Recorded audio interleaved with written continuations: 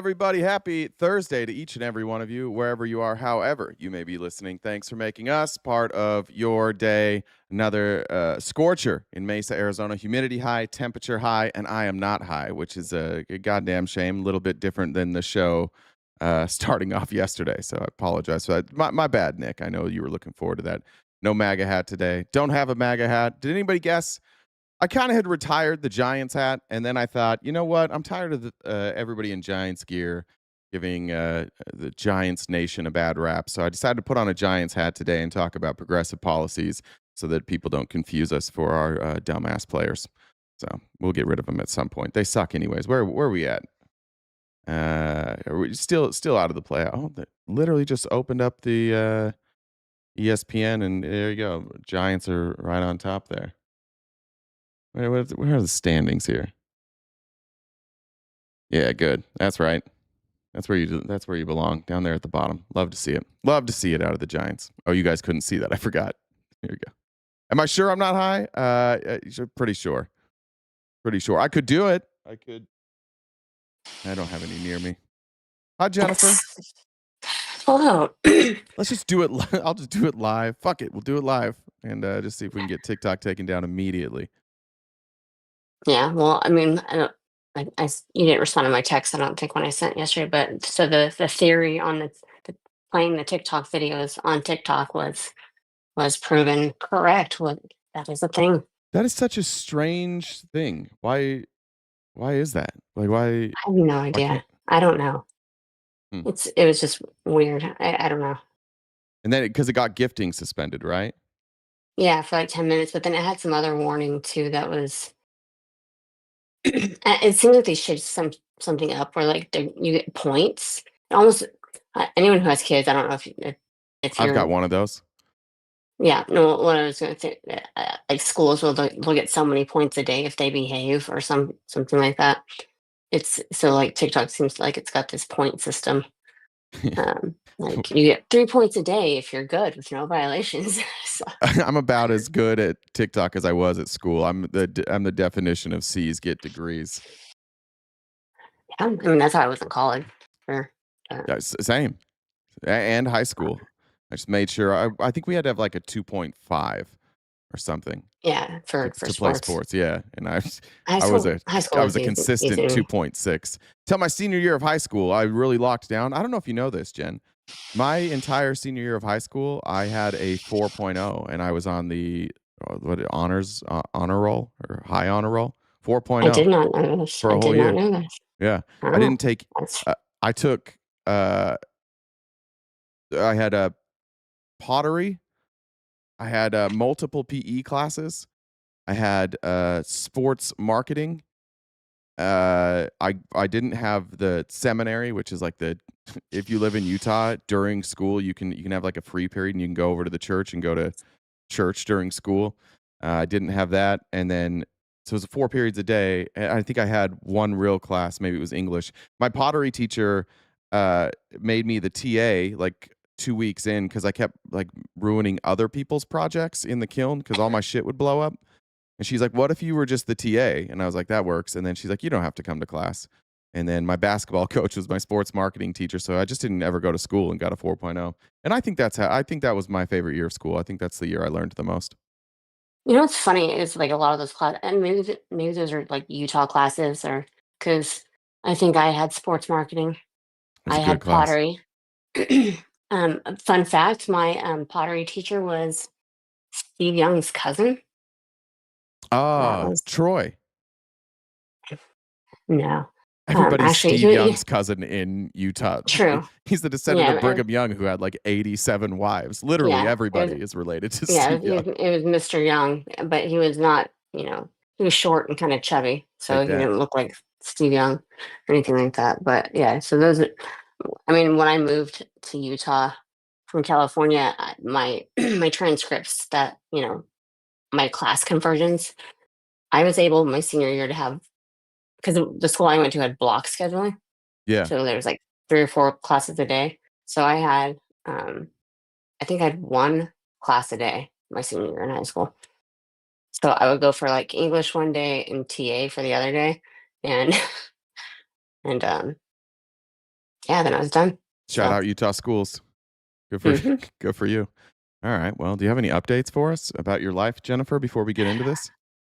I mean, I know we haven't been talking. I haven't been giving regular dating updates, but I thought you were done with that. I mean, this one's kind of funny, so Okay. maybe I'll just for old time's sake, I Welcome guess. welcome back everybody to Jen's dating updates. Good to have this Yeah, back. well, just periodically when I feel like it. So it almost feels like I might be trolling like old folks' homes. Um, Wait, explain that. so I've been messaging with this one guy for a little bit. He's got my phone number, and so we've talked about getting together and stuff like that. How old is he? Um, he's 55. I'm That's 40. pretty cool. That gives you access to certain communities that you don't normally have access to. That's good. Yeah. So I mean, he's a firefighter. Um, At 55, huh? Damn. yeah. But he called me yesterday. Like actually called eh, me on the phone, not from with from his home phone, from a landline. possibly. Um, Sorry, everybody that's old. I'm sorry.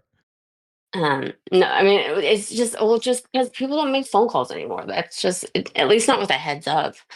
Not with like, hey, are you free? I mean, it's odd when people I've make become the phone call person. have you. Yeah. I hate texting now. I've gotten so sick of it. I just want to get the phone call. Like I don't want to text at all. If I need something, I've become phone call person. I think maybe that's getting older. Ew.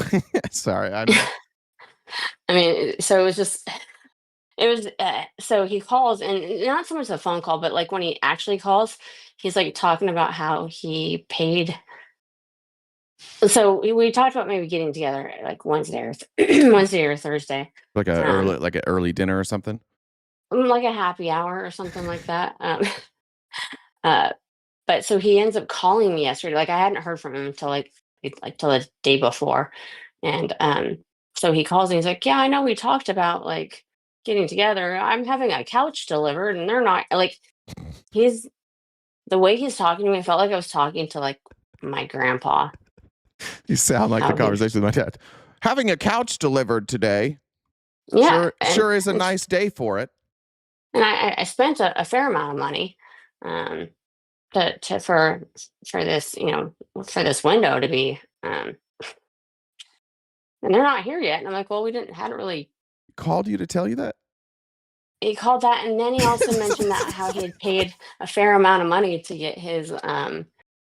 I guess he had some weeds and stuff like that. So he paid. I don't know what service he paid for, but he's got a bunch of weeds, and he wants to send them to to the lawn person that he uh, that he hired, and he felt like it was a decent amount of money. I wish I could have just watched you pretend to give a fuck about any of this. And so he's like going like about the whole thing, and like I think he's like, we could possibly still meet and stuff like that, but my couch isn't here yet, but I'm trying to send these pictures to the lawn guy, and hearing that stuff, it's not showing up as delivered. It's just like he's just rambling. Like at one point, Swan walks by, and I'm like, what the actual fuck is happening right now? Like I don't care about any of this. Well, I think you'll have a night. It won't be a crazy date. Probably you'll go. Somebody said who said that he knocks away the squirrels from he chases squirrels away from his bird feeder daily. Yeah, I mean, 55 isn't too old, but it's just the way he It was is the way talking. he's doing it. The way he's doing it, it's old. Well, because he was also like asking for help on how to send these pictures because some of them were not showing up as delivered on his phone. Like some of them weren't delivered, and he's like, I don't know what's going on. My Wi-Fi. I says I'm connected to my Wi-Fi, and I'm like, what the fuck, dude? So You're doing tech support. kind of. He's like, I don't know if you're very good with this kind of stuff. You know much about phones. I'm like, oh my god, dude. I like him better than anybody else you've dated so far who said that.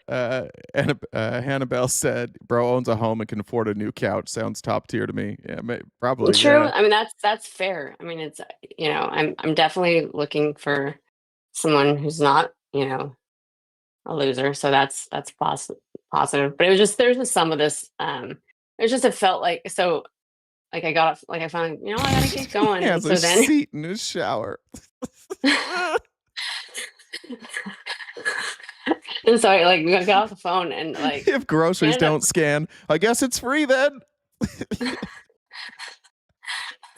he sits and watches hummingbirds. Why is my VCR still blinking? So it's just so then like later on he calls me back. Does his internet So go? I probably he's Tells uh, kids to stop skateboarding in the park. so I didn't answer. I'm like I'll call you back, and so like I also feel bad like because I said I would call back. So later on I do call him back because I felt bad, and so like it's ringing, and so he didn't. I'm like holding like fingers crossed, don't answer, and so he didn't answer. So, Oh no, he so fell. He probably fell. that's very possible. So I Are mean, you his life alert contact? I hope not. I mean, just because I was able to tell him that probably the person he was texting might not be in service, that's maybe why his text didn't get delivered. I don't know. He's So probably it was just check his Facebook. It's probably all those texts are probably going to a Facebook status. probably. So it's Why just aren't these pictures delivering? yeah. All So it right. was just I mean it's entertaining, but it's just I don't know. Like part of it like I kind of hope that they'll just like stop like in some ways ghost me so I don't have to send the I'm not interested message, but it doesn't sound like that's going to happen. He's my So favorite one, so I think you do need to go. I think you just need to feel this one out. I mean, I'm I think it's a good like it's going to end early. It's not like you're going to be stuck probably up all night. true. Yeah, I mean, he mentioned happy hour, so that's I mean, maybe early bird special. I don't know. You're going to get drinks at 2:30. Yeah, Oh, it's not so every place you go to. Oh, it's not open yet. Every one of them, you're going to wind up at Applebee's, 2:30 in the yeah, afternoon. so Yeah, yeah, so well, that's no. I mean, he seems nice enough. I just Fresca in he the fridge. Come on. uh like I don't know. There's just at one point I think so. I think you and I have talked about this before. Mixes vodka I and prune juice to it says he stay things regular. to get loose Buzz. in to get loose and to get loose. Honestly, I think I mentioned this before. I have to be practically blow darted to fall asleep. So I have to take like prescription sleep meds to stay asleep. yeah, it's And gonna be a it's gonna be a motherfucker trying to sleep next to a guy in a CPAP. That's tough. right. Yeah, So he um, has to he for sure sleeps slightly sitting up for oh God. acid reflux. But so I mentioned something that I have to take meds to sleep, and he's like, he's like, oh, have you like he sent me like a podcast about why sleep meds are dangerous. Oh, he did. Yeah. It was Andrew Huberman. I don't remember. I'd have to go back and look, but it was like I guess it was behind a paywall, and Oh no. so it just Uh, I don't know. It felt like he was grandfathering me. I don't know. It felt like I like that he can send a podcast though. I think that's good. well, I didn't. That He bodes well. didn't send it right though. Like like he That's sent me like a screen. So I don't know. Well, I mean, like I said, if he messages back, I'll I'll I'll set up the early bird happy hour, and we'll see. So. all right. Yeah. Well, I look forward to this one. This is my choice. Sorry for all the old people jokes. You all know I'm an old like Jen's prepared for this because she works with me. And everything that we've said about this man, you could fairly say about me as well. So I just want Yeah. no hard feelings to everybody. No, yeah, I'm a it's fine. boomer too. It just felt like when he called it, like the phone call, and then then he's sending me screenshots of like the text messages he got as they weren't delivered. And It's gonna suck when in the middle of the night you have to take the cassette out and turn it around to keep the brown noise going. not like cassette tapes. Um, we'll see. But yeah, oh, and he also had told me that he's got to decide, when he's going to retire or when he's going to have his hernia surgery. Oh So, Lord, oh God. so, so it just felt. I don't know. Like I said, I'll go out with him. Well, if it comes up, but that's. Does he listen to the show? No, I don't think he could find the show. But he asked what I did, and I was kind of explaining it to him, and I was like, yeah, let's just kind of keep that to myself. I mean, could he be my dad? I mean, I guess if he was 15, I think Could happen. Oh, come I mean, on. it's possible. 15, I knew 15, huh, Jen? 15-year-olds that got knocked up. 15, huh, Jen? Yeah, I'm 42, 43. Okay, well, so that's not 15. I don't know if you no, know how if math he was works. 15, He's not if he 15 was years older 15, than you. no,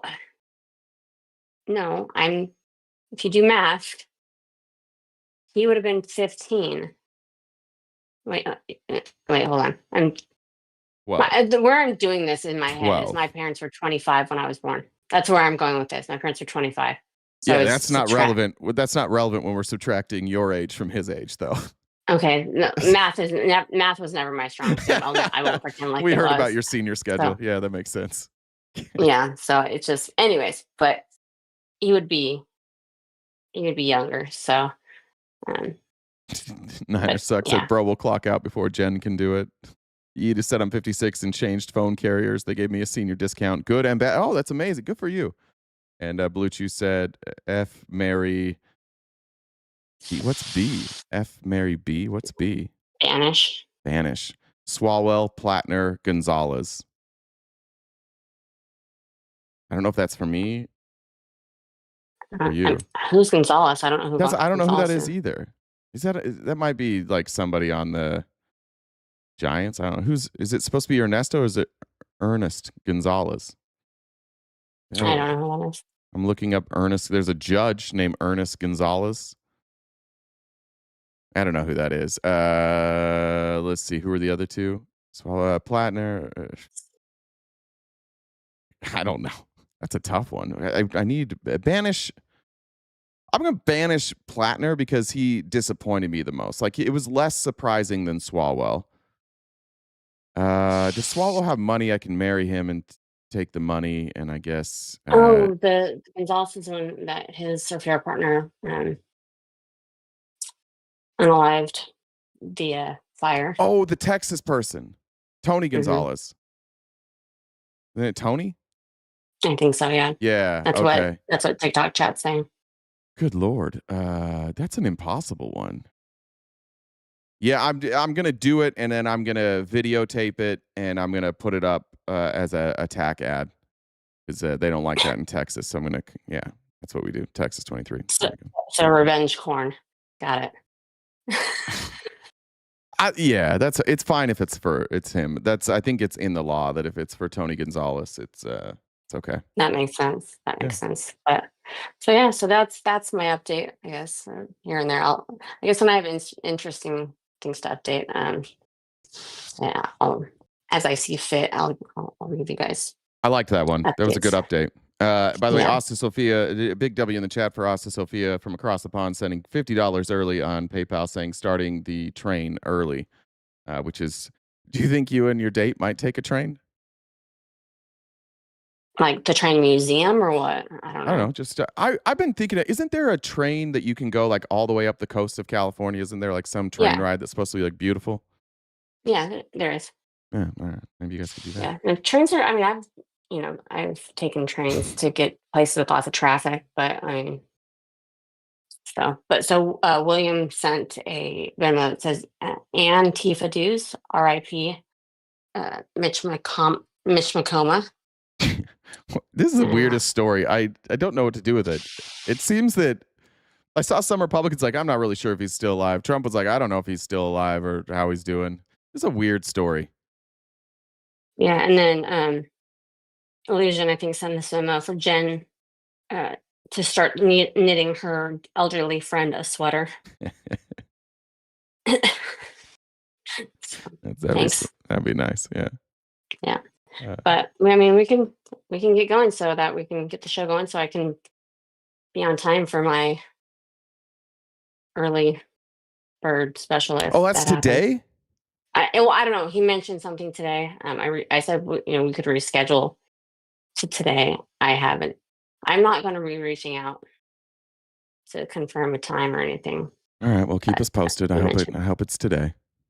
we'll see. I'll let you guys know. But all right, everybody, welcome. It's here. It's Thursday.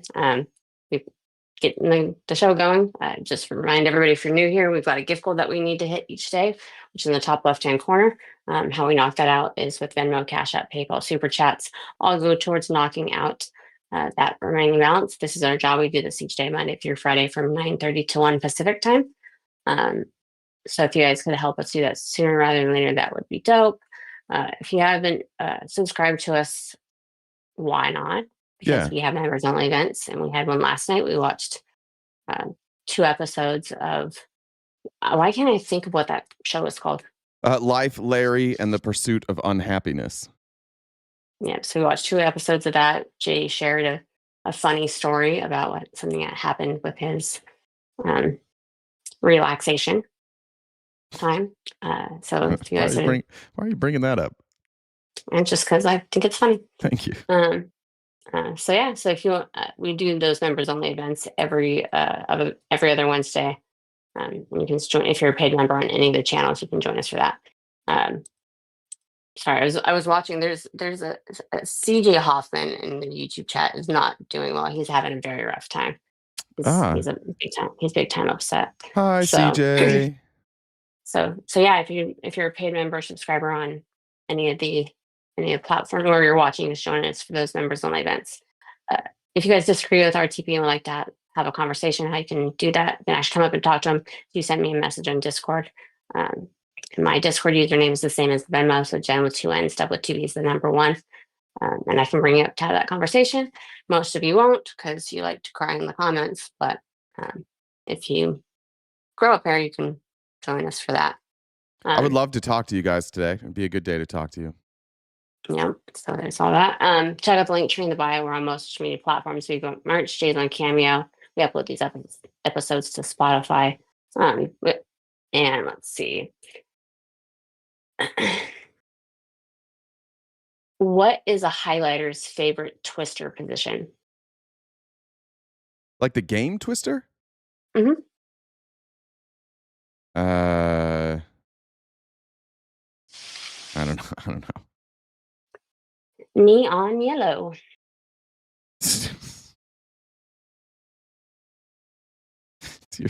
All right. Hey, does Spotify have video? Somebody's asking. I don't know the answer to that question. Yeah. We upload the video. Okay, there you go. Yeah. Ack said, win for the guys, plus 50. Give the guy a chance. Have a great show, everyone. Thank you, Ack. I agree. Dolphin said, did you get a chance to watch the video that I sent Jen regarding the flock cams? By the way, $2 train, everybody. No, Jen sent them to me a little bit ago, but I was prepping the show. I just haven't got to them yet, but I'll check those out after the show. Thank you, Dolphin. And thank you, everybody else. Welcome to Thursday. I'm going to kick things off with with Mom Donnie, just because he's so fucking good at this. Mom Donnie announced in New York that they finally have those bus lanes open. So people are going to be able to get to and from work quicker. It's going to save an average of 6 minutes for the commuters every single day, which is pretty cool. And that is just one more thing that Mom Donnie promised he would do and is delivering on. But then he got to the question and answer part, and this is where I think Mom Donnie's just so good at this. And this is probably not that important. I just kind of like him. Communists suck. Thank you. That's cool. Thank you.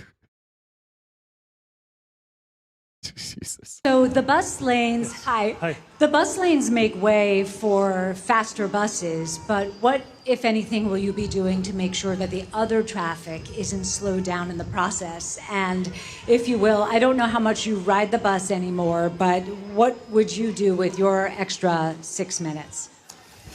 Wow. I missed how to call in. I was texting.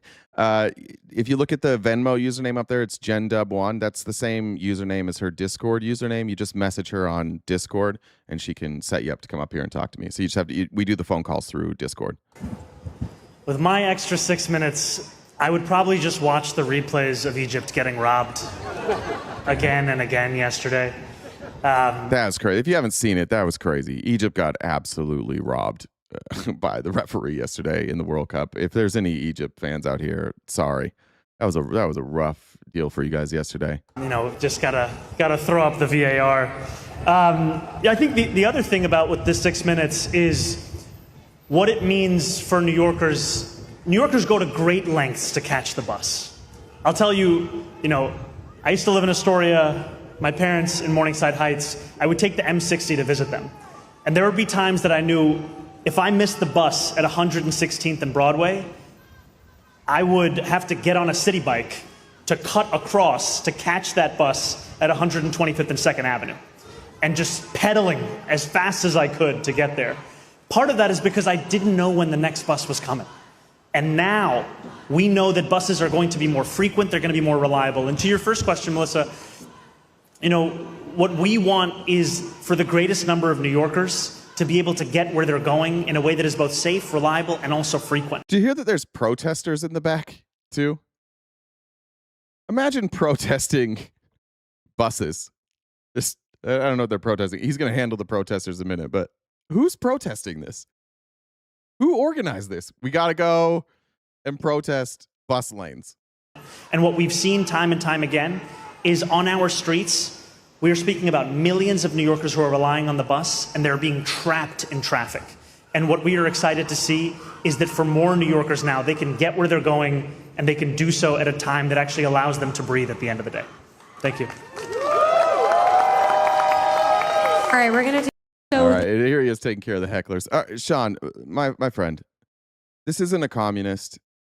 I'm not a communist. Could you just talk about stuff that anybody gives a fuck about? You're welcome to be here. We want people who oppose our opinions here. But just saying commies all the time makes you look like you don't know what you're talking about. And everybody's just going to get really annoyed with you. And they're just going to talk shit to you. And then they're going to be mean to you. And then you're going to go find another stream to talk about commies. This is a democratic socialist, right? And so if you want to argue against democratic socialism, please do. We would love to have a conversation with you. But just misusing words is silly. We want to have intelligent or coherent conversations here.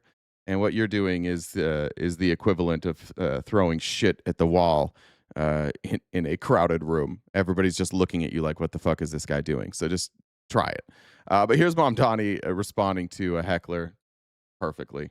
It's a damn shame that he can't run for president someday. Bus and 6 more minutes living their lives. Because yeah, it's the same thing to you. That's because you're dumb, dude. And now I'm going to be mean. If you think democratic socialism and communism is the same thing, that's because you're fucking dumb. And you're ironically in here saying commies aren't smart. Prove me wrong. You're the dumb. It might be because even if somebody explained it to you, you wouldn't get it. You might be dumb. I learned Marxism from a Marxist. Cool. I want a city where Christopher Leon Johnson has enough time to come and yell at a press conference. I don't want him to be stuck on the bus on the way to the press conference. That's the city I want. A city where you can heckle your public officials because the bus is running on time. And our streets should work like the working New Yorkers who use them, quickly and efficiently. Bus and... All right. I'm an ass. That's true, Nick. I don't know if you're talking to me or not, but I am kind of an asshole sometimes. Okay. I came across this interview late, and I had to go through and clip a couple of these segments, so some are going to be YouTube, some are going to be clipped from other sources. But Chris Christie sat down with Hasan Minhaj, and Chris Christie has been propped up by some of us as this voice of reason in the GOP, and he is. But what's interesting is when you get these folks in long form where you can't, where you're not just asking about specific things that are easy to take like the right position on, you see, and this is kind of a little bit of the theme of the show, that I don't know what Republicans are running on. I just don't know. I can see Arturo. Good to see. What do I think about Zoran's rent freeze? I'm a fan. It seems like what you're just running on is commies are bad now. I don't know what any of your ideas are, and even people like Chris Christie, who they don't need to bootlick. It's becoming more and more clear that I don't think you guys have ideas.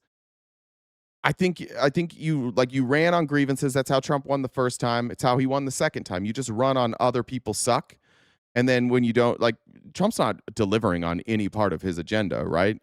Republicans clearly aren't delivering on their agenda to bring down prices, to like end wars, to lower the deficit. They're literally not delivering on anything. And while they're completely in control, they're now just running grievance campaigns against the word communism. So, and for any of you who are in the audience, I'd love to hear if you have a different opinion on what Republicans are actually running on, but it doesn't seem like anything. And here's Chris Christie, who I think kind of represents the whatever's left of the never Trump crowd, actual conservatives. And this interview just was alarmingly hollow. In a recent interview, you said that the problem with the Democrats is they have no new good ideas. So I'm going to throw you some ideas that Democrats could adopt, and you tell me if you think they're good ideas. Universal child care. Universal child care paid by the taxpayers. Is that what you're saying? Because look, I think every child should be cared for. Yes. Okay, cool. So why do you care where it's who pays for it? What's more important? Why do Republicans, could I ask you just like, why do you care who funds childcare? Why do you care if it's privately funded or funded through tax dollars? I don't get this. Read up, R2P. Just curious if your sentiment there and what's. Send it again, Arturo. I'm not sure what you're saying, but it's not. I can't scroll up that high. Are you telling me that should all be paid for by the taxpayers? Yes. No. Aren't they all of Why? our? No, they're not all of our children. They are. This is the society we live in. I'm totally down. No, they're Governor, not. I'm down to pay. They're not all our children. They're not. I'm down to pay for other people's kids. I promise you. That's I don't fine, want and to pay you for already unnecessary are. You wars. already are. You already are. Okay, so then what's the principle that you're against here? They don't want higher taxes for the best good. Yeah. I don't know that that necessarily means you have to raise taxes, right? You could cut spending somewhere else, right? Through taxes you pay locally and at the state level. But you're asking about universal child care Yes. to be paid for every child by the taxpayers. And my answer is no. Okay. I disagree. It's weird. I just don't understand why.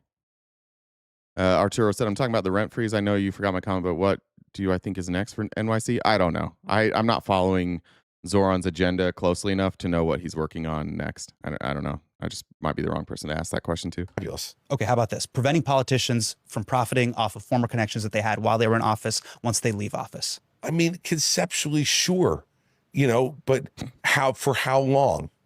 And how do these folks do what they do when they get out? But conceptually, yeah, I have no problem with that. Okay. I mean, look. I appreciate that. Well, I'm sure because you I know life's more fun when you get in on the action. Yeah, well. I agree with Donnie's ideas on rent control. Like, I'm okay with rent freezes. I'm okay with rent control, but it's similar to like my belief in tariffs. Tariffs can be a useful tool. A rent freeze can be a useful tool. Sometimes it can be effective. Sometimes it can be detrimental. I think what he's doing right now, when you look at the rents in New York, I think that it makes sense to do a rent freeze. I don't have a problem with how he's using them. I think they could be abused for sure.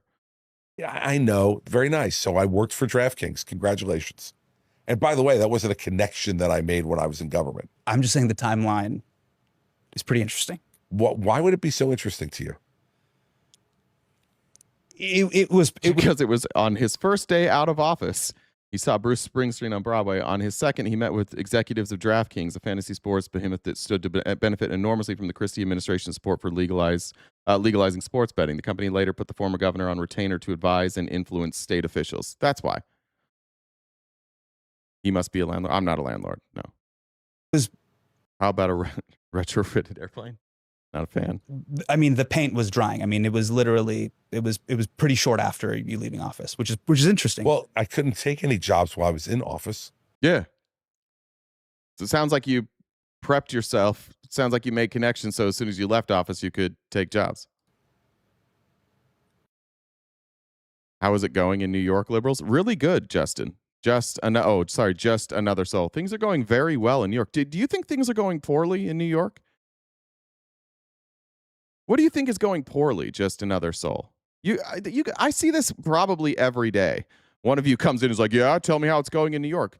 Are you going to say that people are fleeing New York? I don't know what you think is like. Mom Donnie's delivering. Ty said, I'm not paying $1,000 a week for childcare, so no more kids. When I had my only daughter back in 2015, me and her mom didn't make enough, so we got assistance. Red votes blue says this whole country was down with democratic socialism per the New Deal until black folks could get some in the 70s. Then everybody became a Republican. That's not way off. Yeah, it's not way off. Like what did we say? Was there anybody that said anything about New York? I don't know what you guys are like. What you think is going poorly? Please stick to your gender studies. Okay, we will. Thanks, bud. These are cycle talking points. Well, you're like 4 years late on that. Zoran basically told the landowners get fucked when it's the companies that need paid their fair share to allow a bit of socialism. NYC is the biggest. He didn't tell the landowner. First of all, it's not necessarily landowners. It's landlords. It just means that you can't raise the rent in the middle of like your contract. So if you have a lease, they can't raise the rent in the middle of your lease. That's it. You can still choose how much you want to charge. You just can't, like, when you already have a tenant, you can't just raise it on them. Which makes sense, right? Like, I understand that it could be abused, but it's not like these landlords have adjustable rate mortgages. It's not like suddenly they're going to go from 3% to 8% on their mortgage and they need to pass that along. I don't think that you should be able to raise your prices for repairs. That's the risk. We do this all the time. We're like, people that get rich buying houses, landlords, they take a risk on that investment, so they should be able to get rewarded and not pay capital gains. And then you're like, okay, but what happens when they have repairs? Oh, they should be able to charge the tenant. Well, where's the risk then? Sounds like they're able to mitigate all of their risk. They can write that all off. They can charge it to the tenant. Where is all this risk that they're taking? I don't know. I haven't heard a good argument against like not ever being able to do rent freezes. They're putting subsidies for the landlords to help them too. In some cases, I think, yeah. I think the landlords can apply for subsidies, right? There's some sort of relief for that. My rent just went up and my landlord owns half the town. Congratulations. That's awesome. Amy said, fastest growing demographic of newly homeless people is the elderly. Higher rents are the primary driver of the surge in elder homelessness, forcing many low-income seniors onto the streets. Congratulations, America. We're doing it. The fastest growing unhoused demographic is the elderly. Good job, America. We did it. But at least the oil companies are getting massive subsidies. At least the billionaires aren't paying taxes. That would be way worse. Imagine if the elderly had a place to live, but the billionaires had to pay taxes. Wouldn't we rather live in this America where the elderly are being forced onto the streets and the billionaires don't pay taxes? I think that's what we all voted for. That's what we all wanted. All right. Next clip from this interview. Again, by the way, that just ended with Chris Christie saying, like, I think in principle you should be able to tell politicians they can't make money off of the connections they made, and also we shouldn't pay for childcare. Just cause. This is a good question. Your anger against. Sorry. This might get us in trouble because it's on TikTok. This is the only one on TikTok. Hassan played this clip for him, and the question is, do Republican voters even want to hear the truth? I would argue no. I would argue the thing that, in my experience in dealing with Republicans, is the last thing on earth you want to know is what is true. It seems to be the thing that you fight against the most. I said, what happens to the USA when people refuse to have kids? I guess we don't have to worry as much about childcare. Your anger against the truth is reprehensible. He was talking to Republicans right there. That's me with my parents at Thanksgiving. I'm like, Mom, that is an AI photo of Keanu Reeves. Boo! And I go, Mom, your anger at the truth is reprehensible. Someone needed to say That's it. absolutely true, William. William nailed it. Republican voters just want to hear that they're good and the other side is bad. And that's enough for them. I agree. That's why we have the same dipshits every day, like commies. Like, we don't care.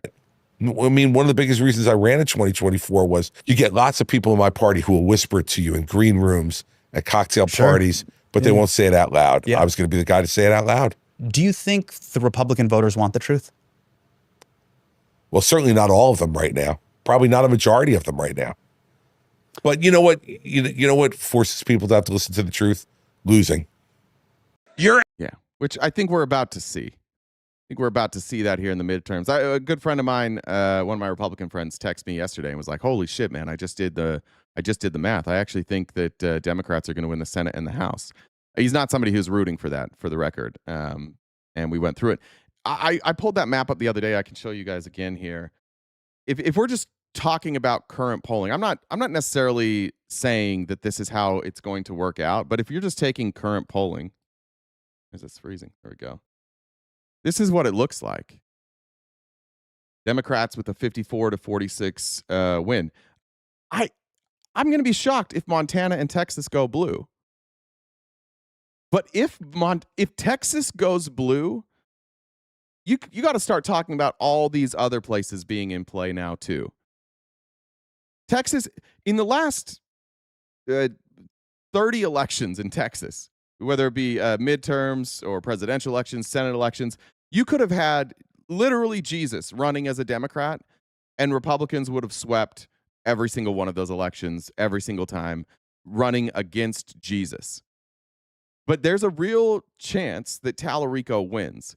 And if Tallarico wins, it's not just because Tallarico's a great candidate and not just because Paxton is a dog shit candidate.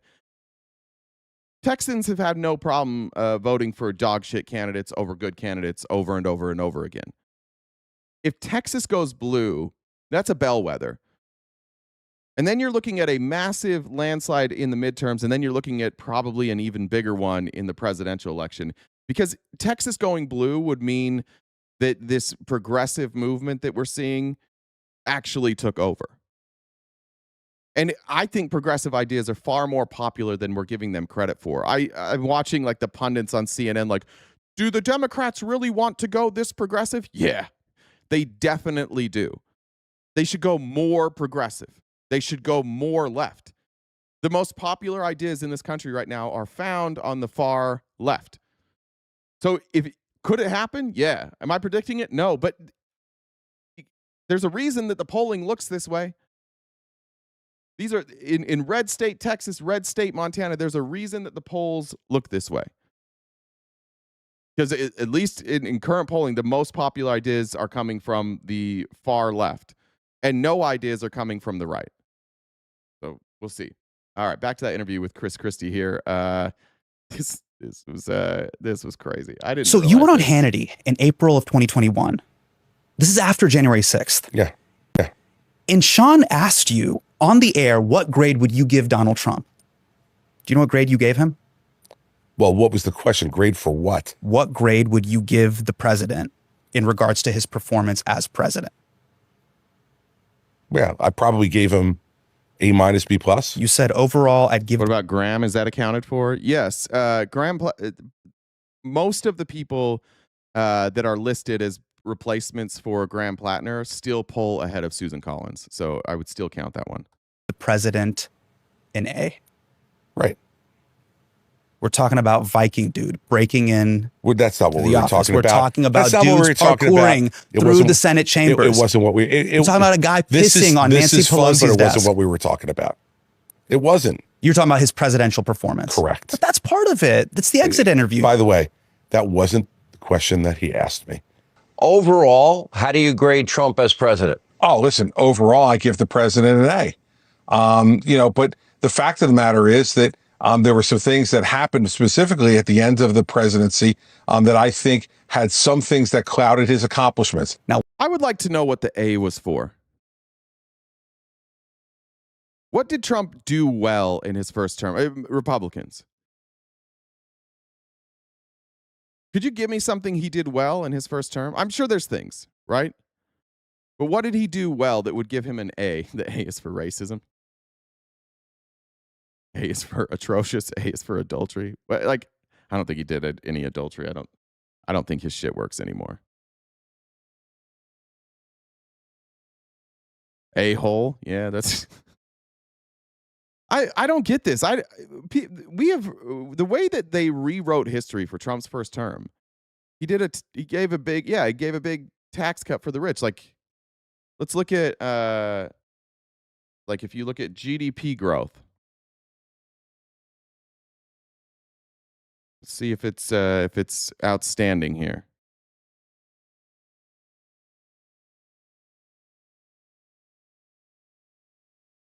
Let's see. Can I zoom in a little? No, that doesn't go all the way. That doesn't go to his term. That's through 2016.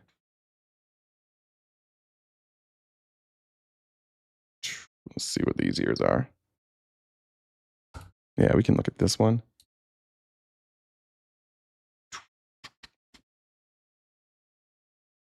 I mean, it's pretty average. I mean, this is below average GDP growth. What was so remarkable that he did here? Here's his GDP growth, basically, right here. Kind of looks like on par with what was happening before. Historically below average.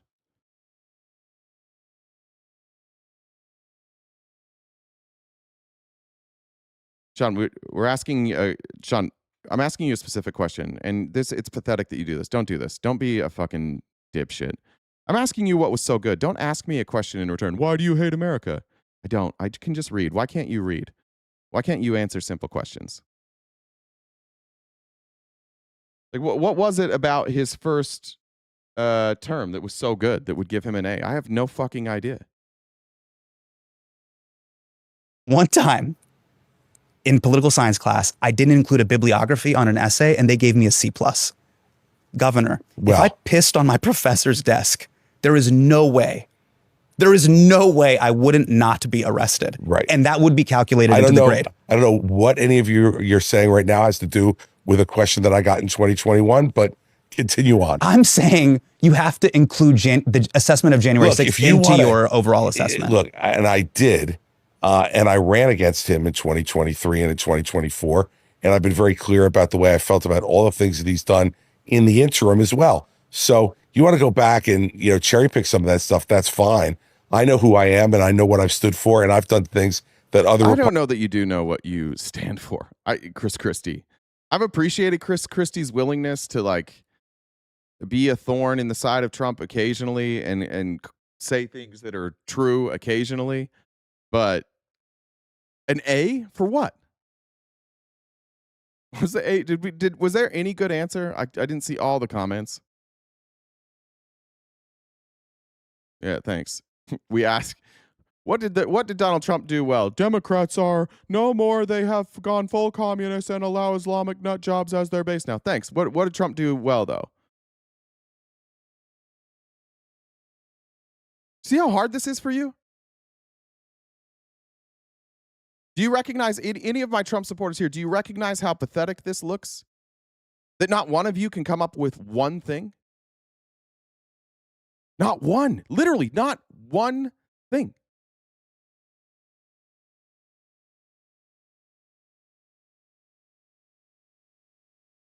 First Step Act, commie. Trump did the, what's the First Step Act?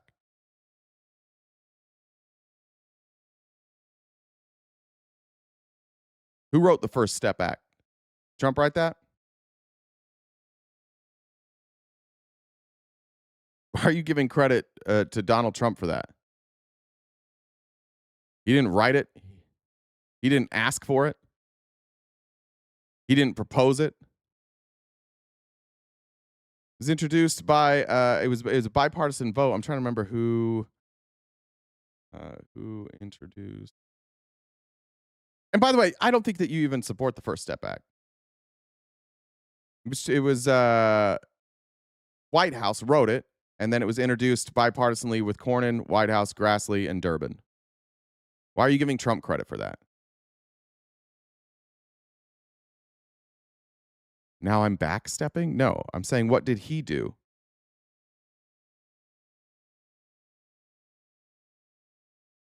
That's what I'm asking. What did he do?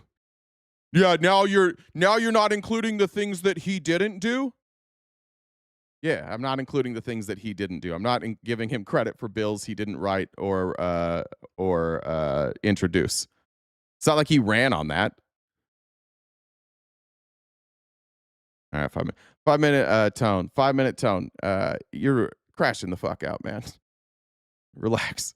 Just have a conversation with me. Just relax. You're a complete fraud. All right, pal. Maybe come up with no. I appreciate that you came up with something, though. I'll give you credit. That's more than basically anybody else did here. How about this is actually an interesting subject that I think we need to address. And we're talking about I fully admit here that this is some place where if I was running, if I was in Chris Christie's shoes, they would use this to smear me, and I would look like a complete and total hypocrite, because I do think that online sports betting should either be banned entirely or should be heavily regulated. I think the amount of stuff that you can bet on is outrageous. I don't think live betting should exist. I don't think that the way that they advertise should exist. It's really, really deceitful. I think there should be heavy limits on how you can bet on sports.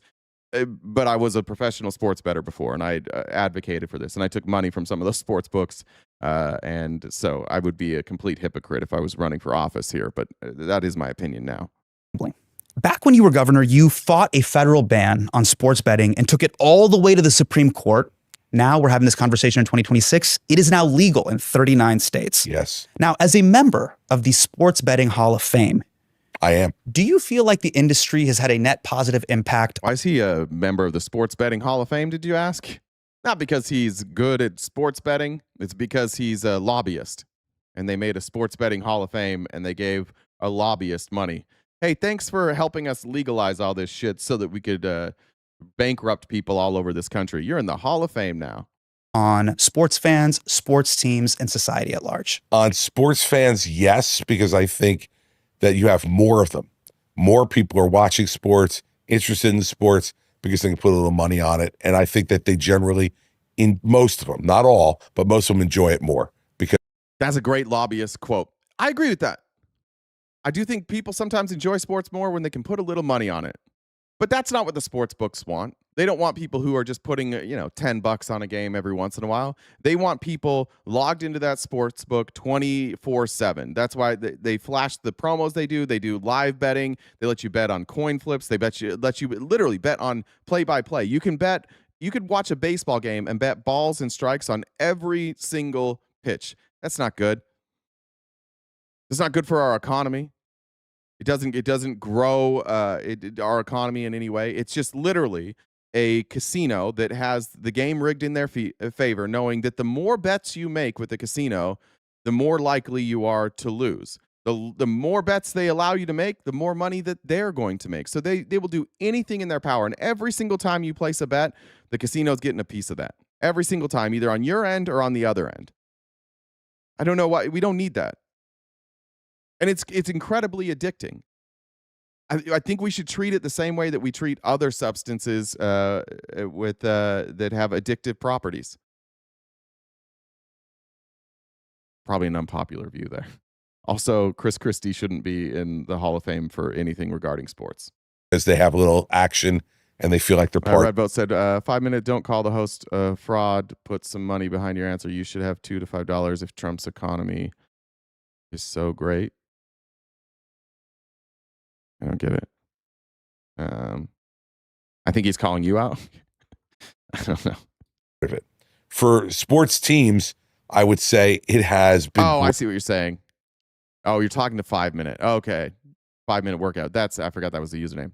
Thank you. Great for the sports teams owners because it's increased the value of those teams. Oh, wait, Governor, can I just stop you real quick? I just have to stop for a quick ad break real quick. Is that the way you make money? Yeah, this is how we make money. All right, Okay, well, all go right. ahead. This episode of HMDK is brought to you by DraftKings. Play now to win big prizes and elevate your game day experience with DraftKings. If you or someone you know struggles with gambling addiction, call 1-800-GAMBLER 24 hours a day, 7 days a week. You don't have to suffer alone. DraftKings. Do you know that they have to put that on there? In certain states, at the end of every one of these ads, they have to put that warning up there because so many people are addicted to gambling. Life is more fun when you get in on the action. I'm sorry. Chris Christie is giving Jabba the Hutt in that chair. What were you saying? Oh, Not nice. 5 minutes said, don't call. Oh, I got that one. Yeah, where were we? We're talking about sports, society in general. Sports teams, Look, society in general. I think that for society 5 minutes, if you can keep naming accomplishments, pay $2 to have them seen. Good point. in general, it has probably gotten more people to bet than had done it before illegally. And, you know, I think it's a net neutral. I don't think it's horrible for society, but, you know, it's another vice and people have to learn how to control it. Are you familiar? Do you know? How would it not? How would it be net neutral? What's the benefit? Adam Silver? I'm sure you guys probably Why is he laying down?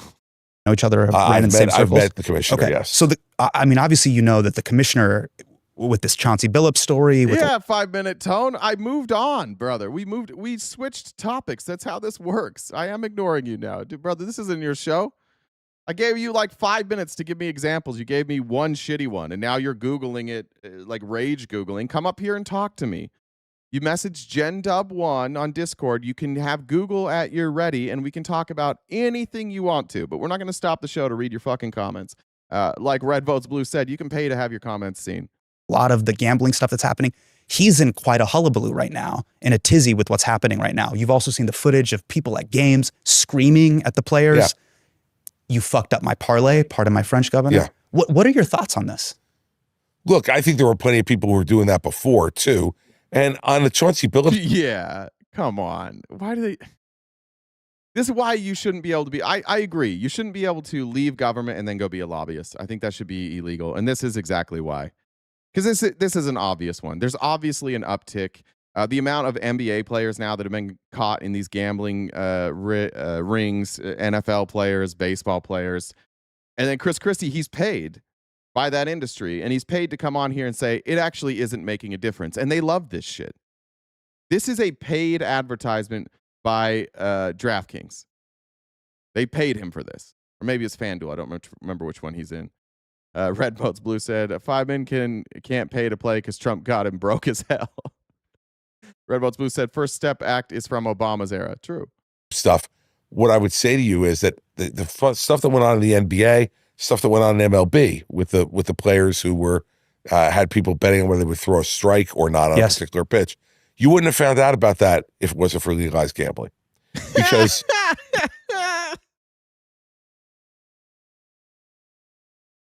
you know, it wasn't like the mafia was going to call the MLB and say, "Hey, by the way, this relief pitcher from the Indians, you know, or the Guardians rather, you know, is in on the game here." Right. So I think you mentioned this before that it being on these apps kind of basically put it in the blockchain. It's documented. Yeah, it also gave way more people the ability to cheat. Because it was hard. Like before, if you wanted to rig games, you had to get involved with the mafia. Now you don't even need to get involved with the mafia. You can just have a poker game with some of your NBA friends and create your own gambling ring. Yes, and it increases the likelihood that Pete Rose didn't get caught. Yeah, Tim Donaghy didn't get caught. Going to be able to discover it because they have an affirmative obligation legally, regulatorily to watch for unusual betting, and to report it both to law enforcement and to the league. So at the time when you took this case to the Supreme Court, it went all the way to the Supreme Court. Yep. What was your thinking behind the repealing of the ban on sports betting? Well, first off, remember that back then when it went when we started the lawsuit, it was 2012. Yeah. And the idea that everybody would have a betting app on their phone was not even conceived of yet, right? So it's a weird defense because you're defending it right now. Just remember, I didn't know that there were going to be all these problems. Yeah, but you just defended all those problems, so it doesn't really matter, right? It's not a good argument for you. I was with him. I wanted to legalize sports betting. I wanted it legalized everywhere. I had the same opinion. We have the data on it now. We see the implications now. It shouldn't be legalized in the way that it is. what I was thinking was Atlantic City was getting a lot of competition from casino gambling around the country. I was looking for a way to differentiate Atlantic City from all these other new casinos. So I said, let's get sports gambling in New Jersey at the casinos. That was the original thought. It obviously evolved over. Does Chris Christie have to clean his face's foreskin?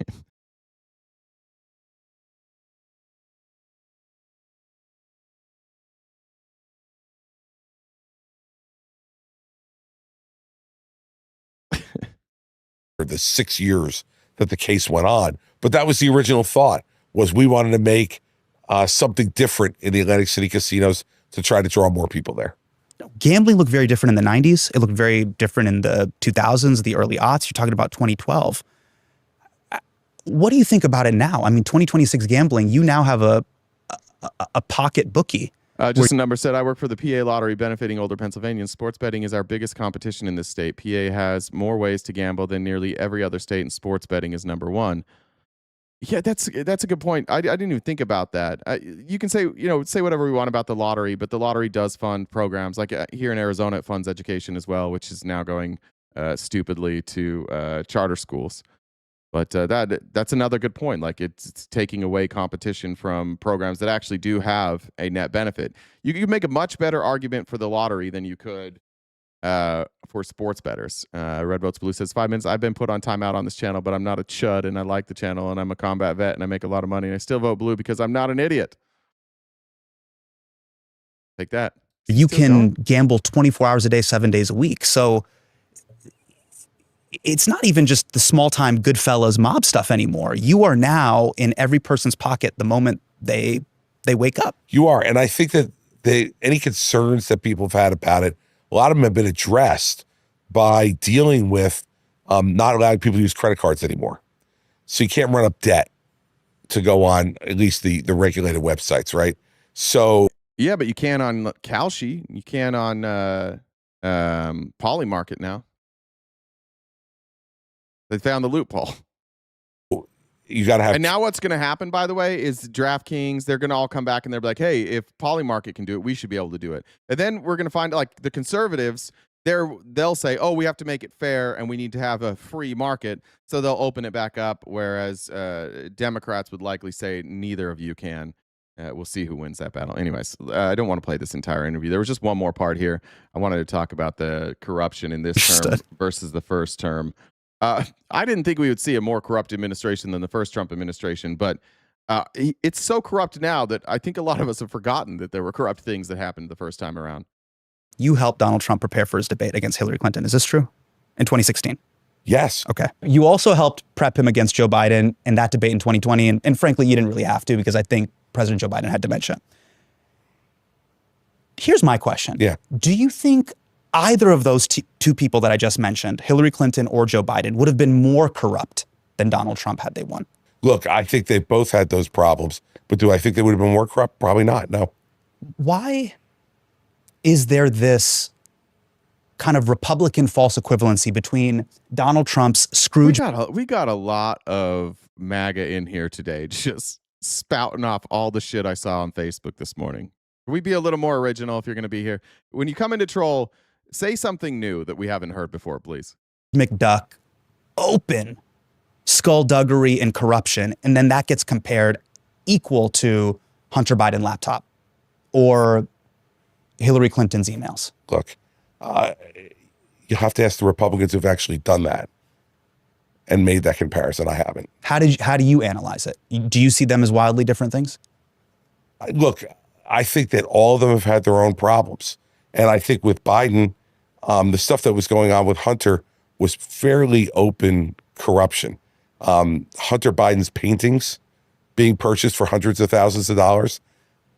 I'm no art critic. Sure. But it doesn't seem to me that's the right thing to do. Joe. Yeah. I don't know if they've ever figured out if where that money was going. Famous people sell art for a lot of money. That's not that crazy. Be honest. I can't believe we're talking like this is the comparison though all the time. I can't believe we still talk about Hunter Biden. I can't believe his name ever comes up anymore. With the Trumps, how is Hunter Biden's name in anybody's mouth ever? Biden pardoning all the members of his family on the way out the door is going to set a horrible precedent for what we're going to see that's going to happen at the end of 2028. So I feel like the host was very intentional with Chris Christie's angle. The problem with Chris Christie is he doesn't have any angles. That's the main problem. There are no angles. You know, I think there were a lot of things that went on in the Biden administration. And he's the only person I've ever seen who has literally no like angles on his body. It's so smooth. The whole shape is just smooth. Go back to the Clintons. There's lots of things we could talk about, from selling the Lincoln bedroom to a number of other acts of corruption, including the Mark Rich pardon by Bill Clinton, that Hillary Clinton was at least an adjacent partner to. So, you know, we can compare all those things. Sure. They all unsavory stuff all around. Now, you got to grade it though. Look, yeah, but he's a spear. I think that, and I also think that Trump corruption term 1 significantly different than Trump corruption term 2. True. Trump corruption term 2 outstrips anything that's been done by any president in the history of the country, in my opinion. I agree. Combined. That's not even an opinion. I don't like that he even said, in my opinion. It's not close. It's not remotely fucking close. You could take every corrupt thing every president has done, and it wouldn't, like, nobody would even notice it in comparison to Trump's corruption. So it's all relative. It looks like Pizza the Hut. Jesus. Look, I'm coming in hot, but like I said, as you walked in, I got to give you your flowers. You are a New Jersey scrapper. And one of the things that you've done is you've gone hard in the paint on tape. Okay? Yeah. I want to play back one of my favorite Chris Christie moments. Governor, this is you at the 2016 Republican primary debate when you body slammed Marco Rubio. Yep. Let's take a look. But I would add this. Let's dispel with this fiction that Barack Obama doesn't know what he's doing. He knows exactly what he's doing. That's what Washington, D.C. does. The drive-by shot at the beginning with incorrect and incomplete information, and then the memorized 25-second speech that is exactly what his advisors This was gave. incredible. To your state guy. Did you guys? Daniel McKay said, "What corruption?" Oh, sweetheart, sweetheart. What corruption? 2-point-something billion on crypto scams. What do you mean? What? You see that plane he's flying around in? It was gifted by the Qataris. Google the emoluments clause. I'm answering you, dipshit. I'm answering you the corruption right now. How about his son being put on the board of a drone company, and then the drone company getting a historic, never done before loan from the Pentagon, which netted him something like $50 million. He has no expertise in drones ever. They just put him on the board, and then the Pentagon gave him a bunch of money. Their stock price went through the roof, and he made like $50 million. The president's son with no experience. How about Jared Kushner, who doesn't work for the government, negotiating peace deals and business deals at the same time in the Middle East that benefit not only him and his wife, who is a Trump, but also the Trump family and the Witkoff family? How about that? It's not corruption. It's not corruption because Trump is Jesus. What do you mean, what corruption? What fucking world do you live in? I can't believe I have to explain that to any of you. What are you seeing? Where do you get your information? There is nobody that works in politics that doesn't know this. Hit by a mass. How about Biden's brother? What did he do? What did Biden's brother do? How would that make how would that make the president corrupt? If your brother does something, how does that tie it to Biden real quick? Tell me how Joe Biden enriched his brother, and we'll talk. snowstorm 2 weeks ago, you didn't even want to go back. They had to shame you into going back. And then you stayed there for 36 hours, and then he left and came back to campaign. Those are the facts. Here's the bottom line. This notion that Barack Obama doesn't know what he's doing is just not true. There it is. He knows exactly there it is, what he's the doing. memorized 25-second speech. You called the audible. Yeah. You called the audible. You're like, I knew he's going to do it. Well, that's I knew what he was going to debates do this. are. When you do debates the right way, if you want to be successful, they're about listening and reacting. And that's what Marco never understood. Yes. And that man that you I just want to show that. Now we'll be done with Chris Christie. Okay. Let's talk about Republicans. Republicans, you're not going to like this. It seems like what your plan is, and I'm saying seems like because I want to be corrected. And since you guys know more than I do, I hope that you can correct me on this. Enjoying the secure borders, not particularly, Daniel. I'm in a border state. Literally nothing has changed except for there's a lot of people who can't find workers. So no, bringing back manufacturing. We're bleeding manufacturing jobs, Daniel. Let's look at manufacturing jobs. Let's look at this. We'll do this with you right now, Daniel.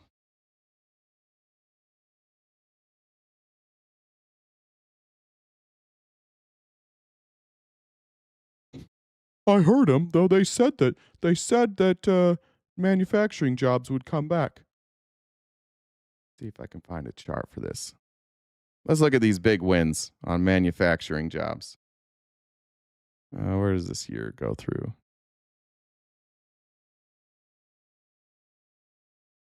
Let me go to Perplexity, actually.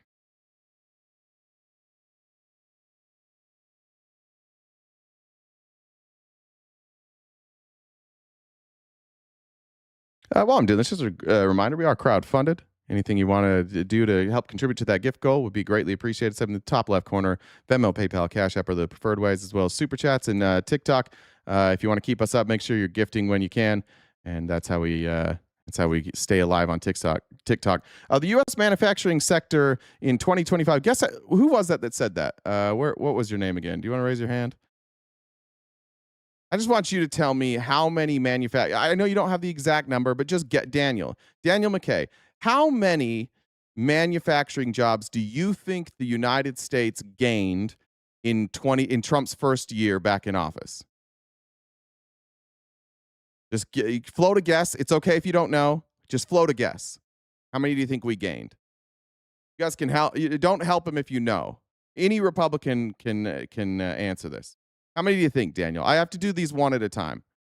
I have to pull up the numbers.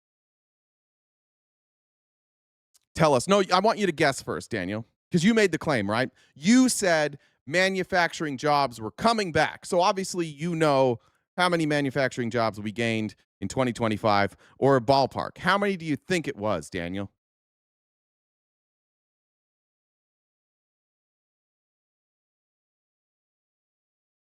While that's playing, good advice here. You can do a Kegel experience. What you want to do, Lispy, is you want to pretend like you're stopping your pee, okay? Like, you know how you can cut off your pee when you're peeing? Do that even when you're not peeing, and that'll strengthen the muscles there, and it'll stop you from having a quick finish. Tips from RTP. Daniel, I'm getting the numbers from the Bureau of Labor and Statistics, the Trump administration. Would you be surprised, Daniel, to know that we lost 72,000 manufacturing jobs? That we had negative manufacturing job growth in 2025, Daniel? I would like you to amend your statement and say manufacturing jobs have fled. And now let's go to your next claim. What's your next claim that you think happened? That we did the closed borders. Borders aren't closed, by the way. We go to Mexico all the time. I live in a state with the Mexican border. It's open. You can go in and out whenever you want. It's not closed. Mexicans can come in and out as well. As long as they have a passport, visa, they can come in and out. It's not closed. You can still go in and out. What's your next claim of things that are going so well? How'd that one go for you, bud? Not great, right? Okay. Here's Chris Murphy. I did not know this. This was news to me this morning.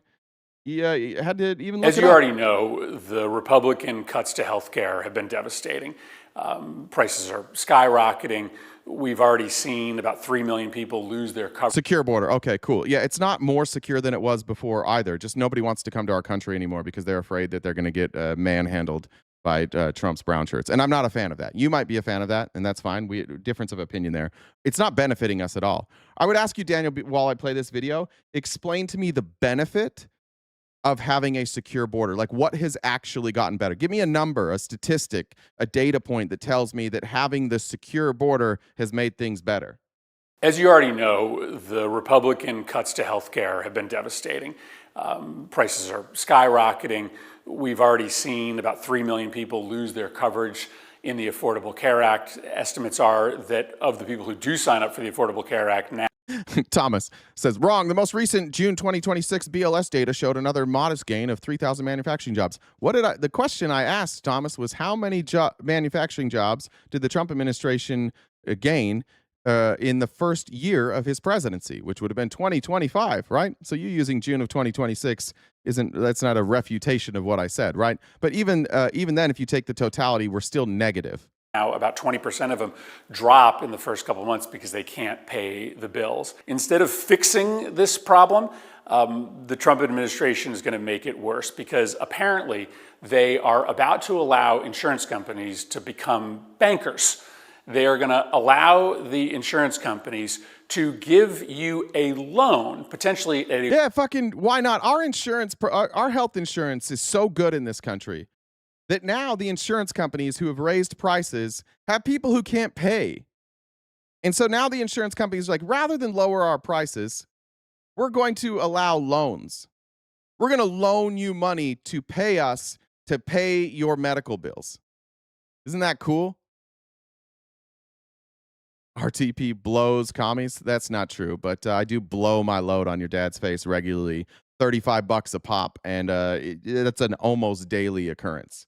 And tell your dad I said what's up, and looking forward to a fresh load later tonight. Wildly high interest rate to help you afford your premium. And so now we are going to have millions of people losing their coverage and millions of people with huge amounts of new medical debt that they won't be able to afford. Cool. This is ridiculous. That's what the Trump administration is doing to make things better.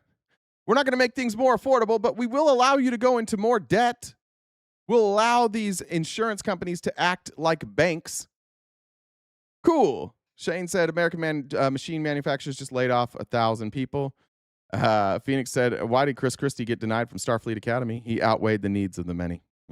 Amy Lynn said new jobs added in 2024, 2.3 million. New jobs added in 2025, 181,000. Trump decreased job growth bigly. Yeah, because he sucks at this. And Republicans suck at it too, because they don't even look at these numbers. Trump's just like, we're doing better. And they're like, oh, we're doing better. And then you just go with it. Nasri, thanks for sending in your Queen Latifah dues. Appreciate that. Why? Because the reason that we are enduring these huge cuts to our healthcare system is because Trump wants to pad the pockets of his billionaire and millionaire and corporate friends. The cuts to healthcare are paying for the giant tax cuts for the millionaires and billionaires. So the solution is simple. Don't load Thank you, Amy. low-income and middle-income families up with more healthcare debt. Just stop the premium increases by canceling the tax cuts for the corporations and the billionaires. That's the fix that would actually do something for families, not loading more families up with high interest rate medical debt. That is just one disaster. That's their healthcare plan. Let you go into more debt. Jeremy said to help with more jingles, keep up the good work. Thank you, Jeremy. Appreciate you. Let me double check. Sure. Got him. That's your big plan? That's what you voted for? We're not going to make things more affordable, but we will allow you to go into debt. Mute Sean Yukis for 5 minutes. You have to stay on. You have to stay on topic. We're not talking about Fauci right now. What's this one? I support Graham Plattner. I don't know where you've been. This might be your first time on the stream here. It has not been a very Graham Plattner friendly stream the last couple of days. So try that one again. It looks like, I think Nebraska, it's not going to go blue. It's going to go independent. I think that Osborne is going to win in Nebraska. That's becoming abundantly clear. But in Nebraska 1, like pretty historically safe Nebraska won. This is Mike Flood, and we've shown a lot of Mike Flood. These town halls never go well for him. I don't think Nebraska 1 is safe.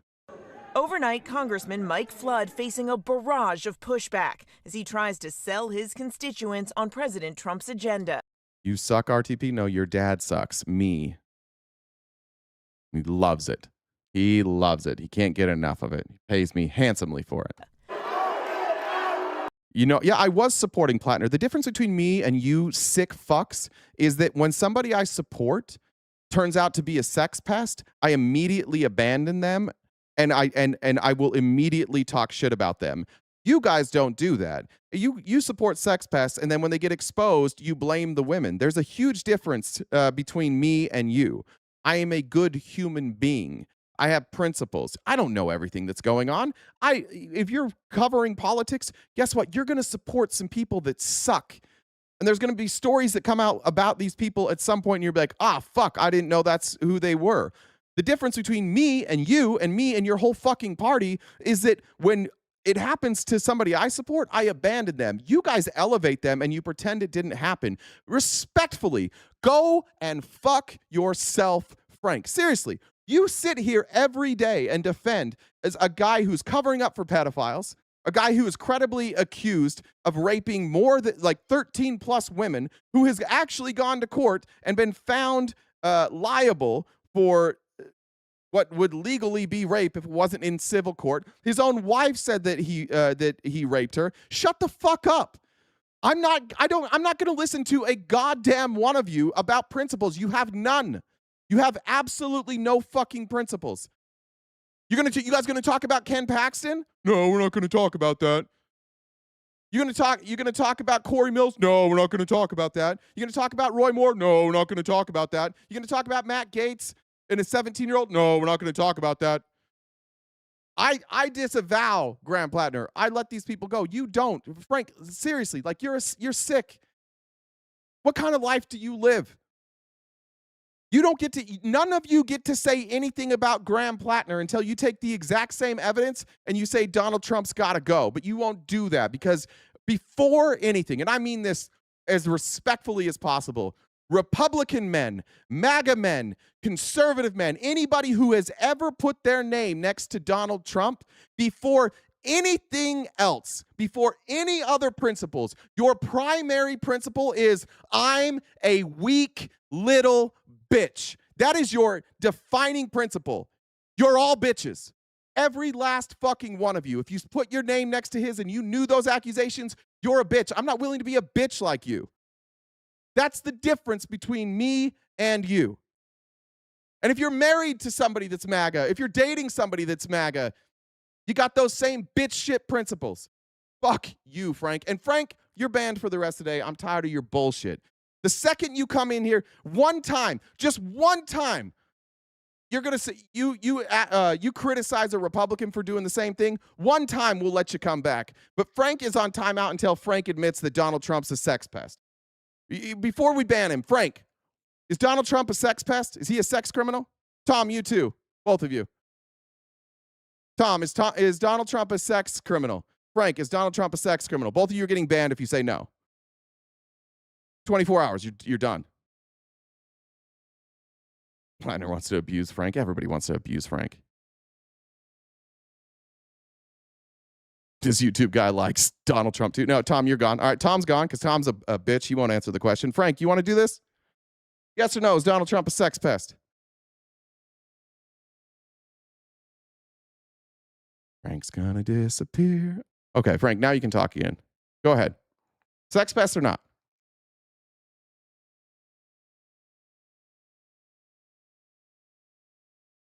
Oh, no, not banned, whatever. Oh, do you have a second account? You bitch. I have multiple accounts to come in and defend sex criminals. Well, we'll just keep banning them as they go.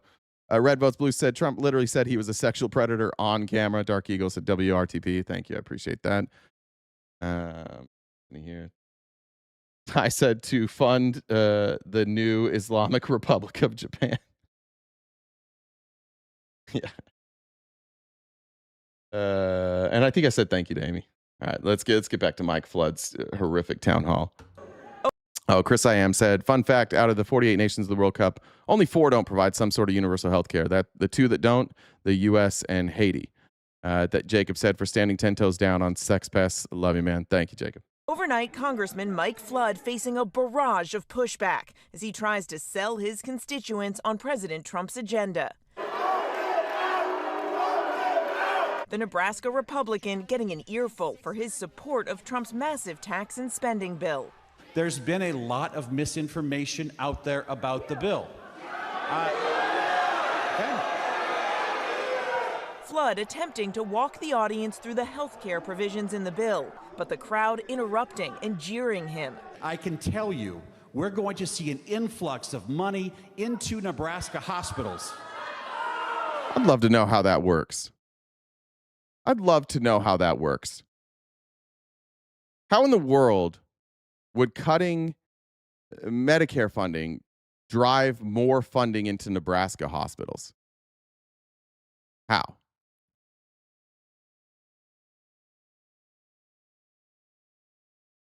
This is Republicans. I'm going to teach you how to listen to your politicians. How? It's true. You are entitled to your opinions about Donald Trump, and I'm entitled to my opinion about Donald Trump. What I won't do, however, is have people selectively accept evidence for other people and not for Donald Trump. I have no need for people who ignore reality. I'm consistent. It just pisses me off. Like Graham Plattner. It like fucked up my day when these accusations came out about Graham Plattner. Like, I really liked Graham Plattner. I was really happy about Graham Plattner. I was like, this is a blue-collar person. He doesn't speak like a politician. He's connecting with rural voters. His connection to rural voters, you could see it was taking place like in West Virginia, all over the country. Like, Graham Plattner was this breath of fresh air. That fucking sucked. I hated that.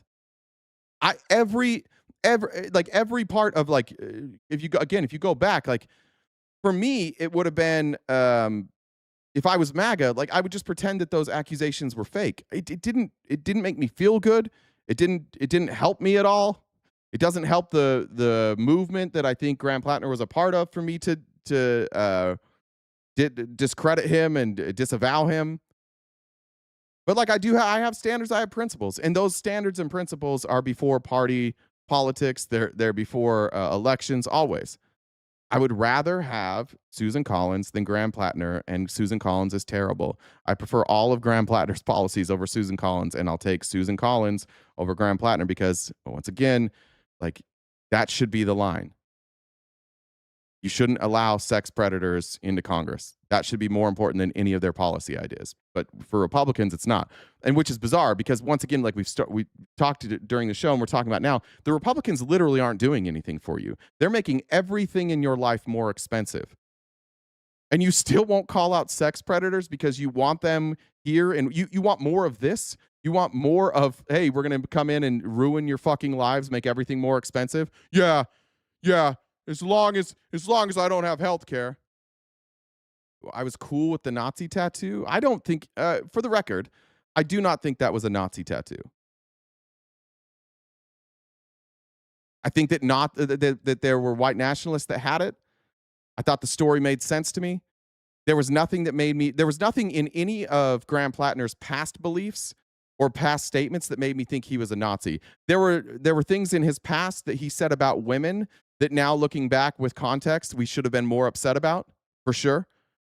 The way that he talked about victims of rape and the way he talked about women's rights to abortion, I think should have been more alarming. However, like, I'm biased there because I'm somebody who used to hold those opinions when it came to abortion, and so I'm looking at my life. I'm like, oh, my opinion can change, and it seems like his opinion changed. It doesn't seem like he really did care about that stuff.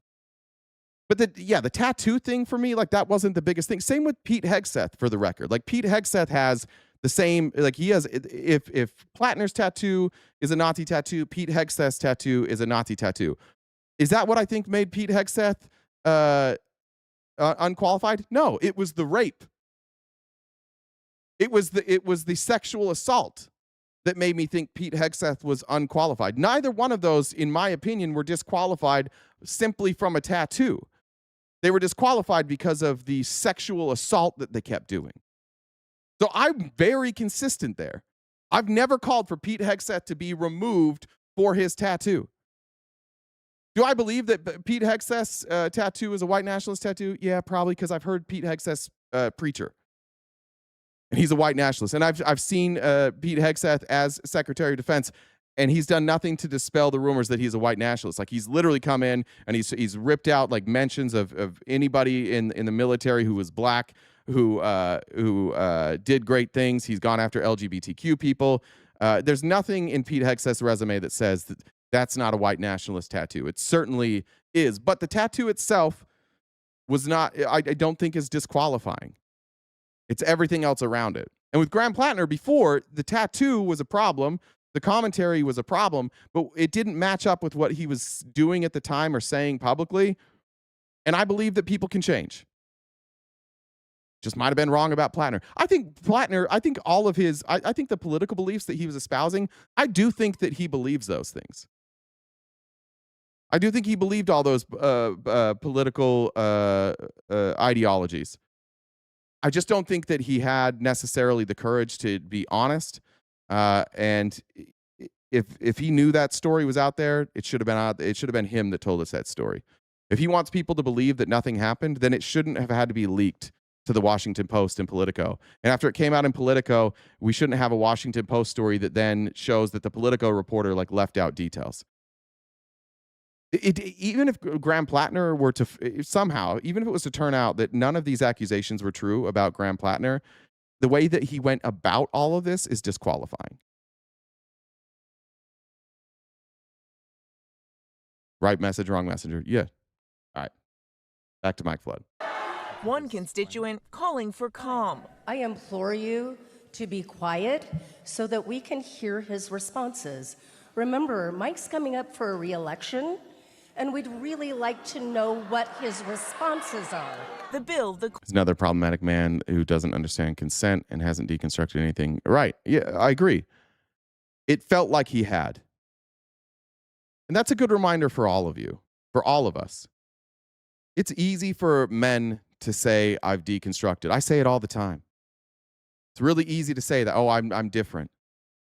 Oh, I did those things. It wasn't my fault that I did those things. That person was just triggering to me. Men can say the right things.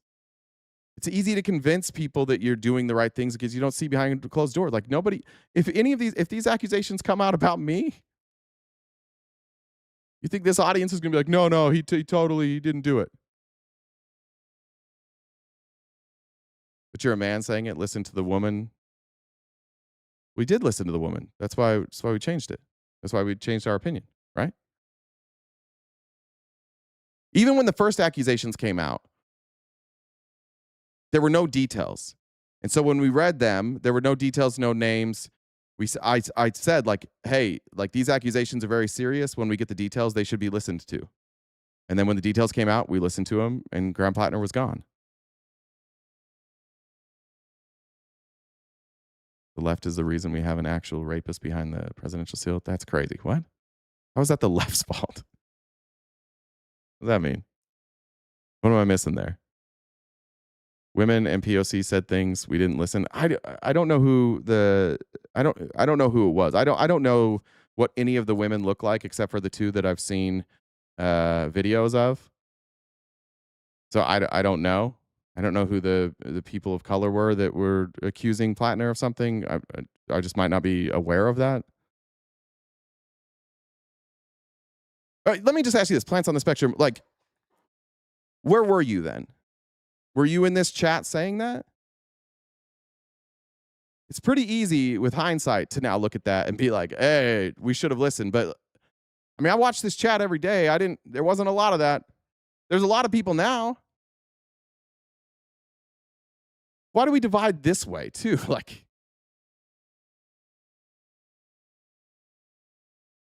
who are we mad at here right now? We just want to like virtue signal. Will Plattner be arrested? I don't think she's pressed charges. I don't know what the statute of limitations are there. I don't think so. I haven't seen anything that said that they're going to be criminal charges. I don't know. I was attacked for it. People liked Plattner. I didn't. Okay. I don't think I attacked you, in all fairness. But again, like, can you sympathize with people saying, like, I need some sort of proof? Plants pot. Well, he clearly wasn't properly vetted, if that's what you're saying, Plants. Clearly not properly vetted. Okay, sorry, if that's what you're saying, I agree with you. I attacked anyone that didn't agree with me. Shut the fuck up. No, I didn't. I don't even do that. That's crazy. That's not true. You're lying about that. You got to be a Trumper. Thumbs up if I attacked anybody who didn't. If you watch every day, thumbs up if I attacked people who didn't agree with me on Plattner. Thumbs down if I didn't. I have never gone after anybody about Plattner. In fact, I've openly said that, like, I'm biased and I may not have the best perspective, and that there's people with better perspective than me, and that I'm not necessarily the one to listen to. That's silly. That didn't happen. That's just you wanting to divide. I'm all for being wrong about this stuff. I'm all for getting a different perspective. It's what I do every day. I do it to you, probably to you. I don't. But the thing is, Jeff, like, I don't go after anybody who doesn't agree with me. I go after people who disagree with me and then don't provide any facts, and they just call me names like you're doing right now. Right? Like, you can disagree with me, and that's fine. I did it earlier when somebody, whoever it was that was talking about the border, when they're like, the border is secure. And I said, well, you might like that, but I don't like that. But let's talk about what it actually means for you. Like, how did it help? Didn't attack them. Oh my God, Jeff, you are a whiny little bitch. Jesus Christ. You know, it's just not true, man. If you watch this show, that's just not true. I feel like you're being a little bit of a bitch right now. Cornerstone of Trump's agenda is projected to cause more than 10 million Americans to lose their health care coverage over the next decade due to its cuts to Medicaid. If you choose not to work, you do not get free health care. You do not get free health care. A new analysis by the nonpartisan Congressional Budget Office now estimates the legislation will add more than $4 trillion to the national debt over the next decade, up from the previous estimate of $3.4 trillion. The increase due in part to the roughly $4 trillion in tax cuts, mostly for the wealthiest Americans, included in the final bill. But it wasn't just the legislation sparking outrage. We're just going to let poor people die. That's the Republicans' plan, is just let poor people die. And pointing to the January 6th attack on the Capitol and Trump's pardons of more than 1,500 people involved. You said in Seward that you were not a fascist. Your complicity says otherwise. Have you ever spoken out against this administration? Sir, I want to be very clear with you. I mean, how do you campaign on this?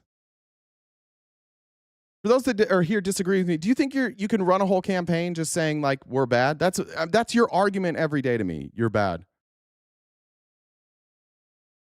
How are you gonna win elections this way? And if you do, if Republicans win elections with this, like, America's just fucking cooked. Pink said, it hurt to drop Amanda Palmer for her support of Neil Gaiman, but we all need to hold our heroes accountable for their actions. Fuck the sex pest.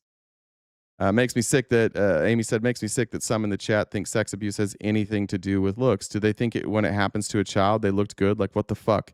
It's about the abuser, not the victim. Thank you, Stacy said, for the rant. I got that one.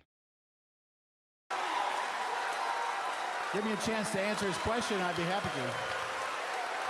Fascists don't hold town halls with open question and answer series. Sure they do.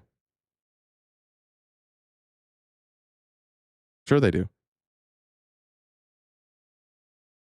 Why can't fascists hold? What about fascists? Fascism means that they can't hold town halls. I guess. I mean, in all fairness, Mike Flood is one of a handful of Republicans who do town halls. Most of them hide from town halls.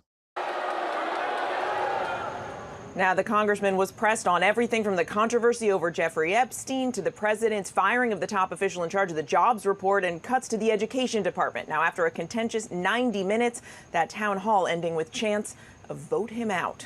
George. Mary Bruce, thanks. Sorry, Mike Flood. Good luck with this too.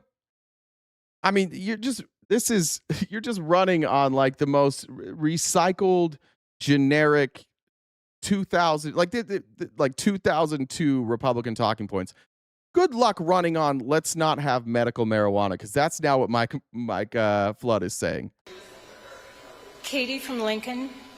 Congressman Flood, I appreciate your coordination with Senator Pete Ricketts and Nebraska Attorney General Mike Hilgers to oppose the federal rescheduling of marijuana.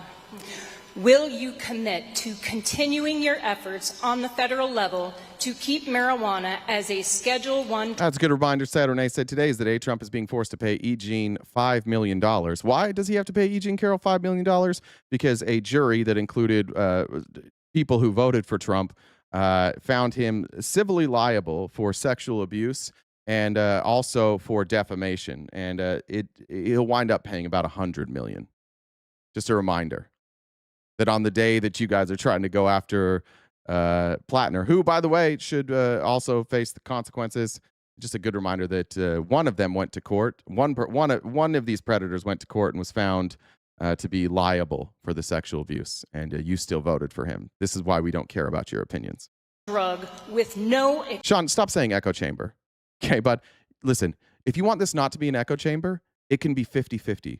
One on the left, one on the right. All you have to do is reach down between your legs, find some courage, message GenDub1 on Discord, and then you can come up here, and then it's not an echo chamber anymore. This wouldn't be an echo chamber if any of you had any courage at all. But none of you do. We beg for this every day not to be an echo chamber, and every day you dipshits sit in the chat and go, this is an echo chamber. While you're literally speaking. You're literally speaking whatever you want to say. And you're like, this is an echo chamber. No, you don't have good points and you don't have courage. Come up and make it 50-50. Accepted medical use so we can start clawing back state marijuana laws across the nation. Okay, that's very unpopular in every state. That would be a bad idea. And Mike Flood should know that's a bad idea in Nebraska. And Mike Flood's job, for the record, is to represent the people of Nebraska. And here's what I wish some of you Republicans would start to recognize. Nobody that represents you is representing you. None of them are doing the things you hired them to do. They're not making your life more affordable. They're not doing anything to lower your medical costs, to housing costs, food costs, gas prices. They've not made us more safe. They're not ending wars. They're not stopping waste, fraud, and abuse. They are literally doing nothing for you. And Mike Flood, in a state where the people of Nebraska, a Republican state, voted for medical marijuana, is now going to say, yeah, actually, I know better than all of you. Okay. If I ever considered getting a call-in number, yes. The reason I don't get a call-in number is because I don't want it to be easy to be trolled. I put a lot of work into the outlines every day, and I only want to talk to people who are willing to try to talk to me. I don't want it to be easy for somebody to just prank call me. That's why we do it through Discord. We could make it easier for people to call, but then the show would just be a bunch of dipshits all the time. You asked, and I feel like I need to update everybody. Where not update. Many of you know this. No, I good think question, we Katie. made a grave mistake at the ballot box when we expanded medical marijuana. It's a slippery slope, and if you look at the Bro, go smoke some weed. That's a slippery slope. No, it's not. It's a slippery slope to being more happy. It's a slippery slope to enjoying television more. It's a slippery slope to have a healthier alternative for things like anxiety, depression, nausea, cancer treatment. It's a slippery slope to have a good night. data, the more people that use marijuana, the increase in psychosis that goes up. Yeah, bitch, those are called side effects. Everything has side effects. That's what everything does.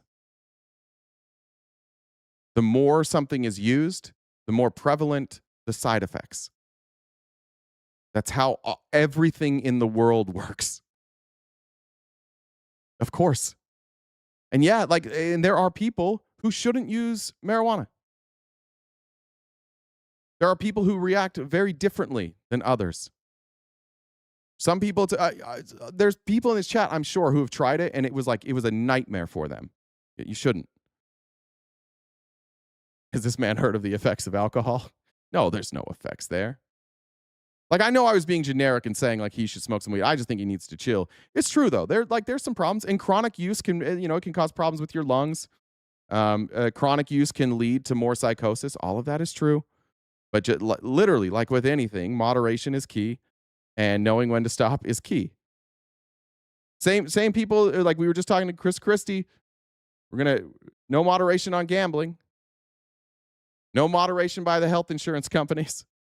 No moderation on all these other things, but for weed, gotta moderate. Raising my hand, me and Mary aren't friends. Oh yeah, I think we talked about that once, Kirsten. Good to see you, by the way. Where have you been?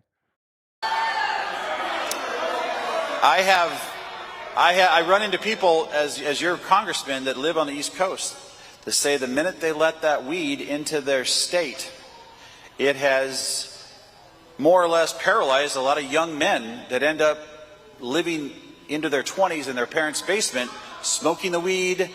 Smoking the weed. Yeah, they're definitely living in their parents' basement because they're smoking the weed and not because they can't afford to fucking live anywhere. The Republican Party is running on things would be more affordable if you just stopped smoking the weed. It doesn't matter that jobs are dog shit. It doesn't matter that we're bleeding jobs. And I think the average age of a first-time home buyer is like creeping up on 40 now, where it used to be in the early 30s.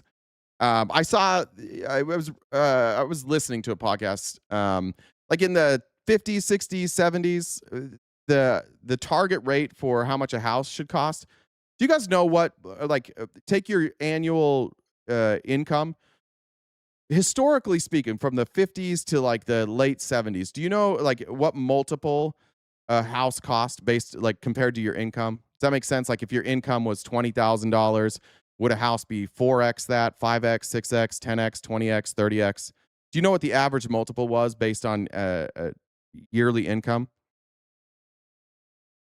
Seeing 12. Mama Rara is always right. How are you? Oh, yeah, 3x.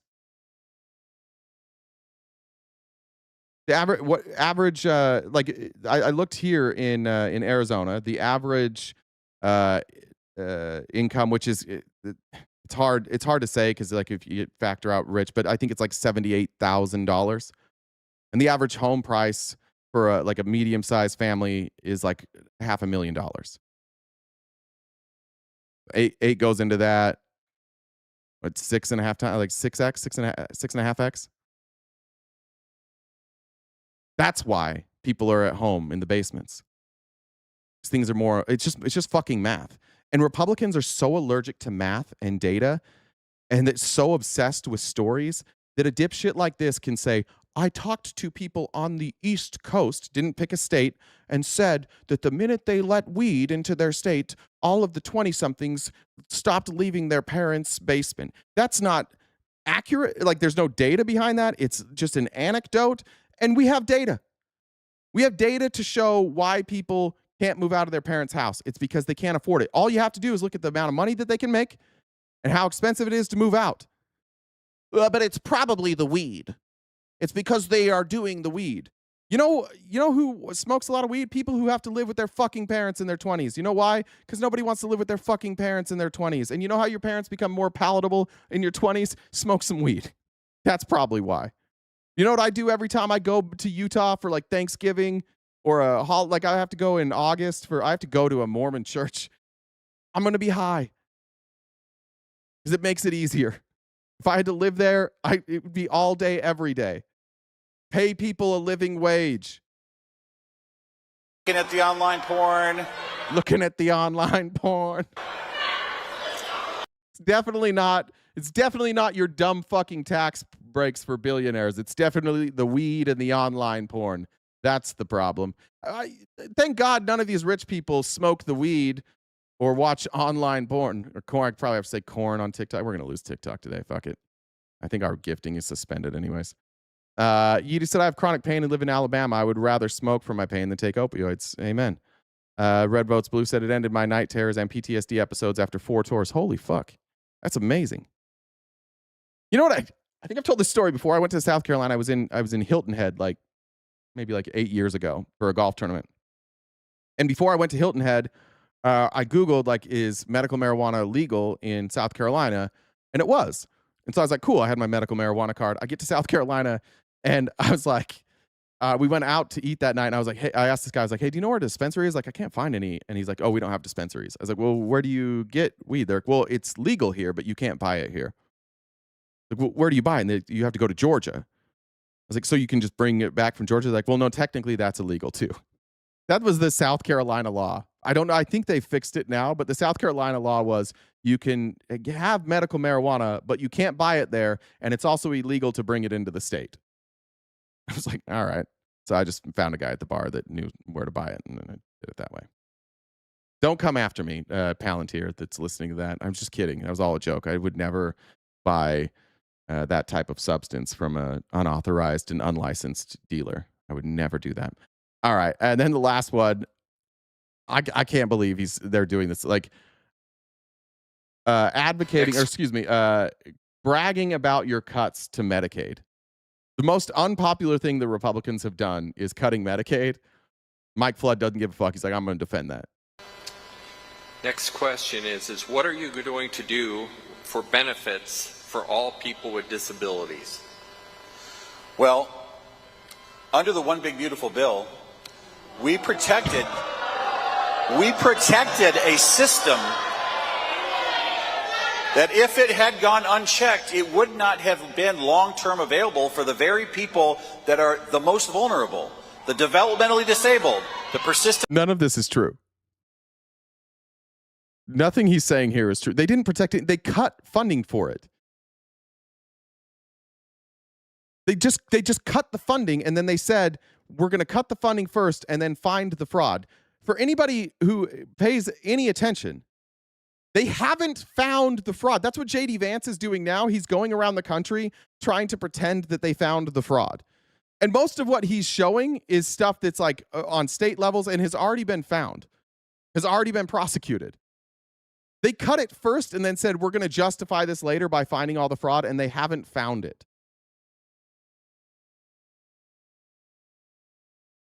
How did they get away with this? How do you guys let them just do this? It's fine. We don't really know what to do if they're telling us the truth, so we're more comfortable when they lie to us. Mentally ill, people that are of advanced I think dude just likes getting booed, maybe. Age. We protected Medicaid in a bipartisan, common sense way. That was the result. I just want to tell you, I have a friend, he and his spouse, after years of trying, they did IVF, they finally had a child, same age as me. I think he's I think they're both a year older than me. They had a child, and she has pretty severe autism. And he works, he has a really good job. His wife has a really good job. They live in a nice place. They were putting money away. They had a nice life. Their daughter requires a lot of help. And we had all these programs in Arizona that were super helpful, and they were able to get some help from the state so both of them could work. And there were people that could come every day who were trained, by the way, because both my friend and his wife, they weren't experts on how to help somebody with severe autism in the early stages of their life. And so they had professionals that were there that could come and help in the home every single day, 5 days a week. There were programs that were set aside for that, which makes sense, right? Why would we not do that as a country? Why would it be in this country? Why would we have a different set of rules for parents?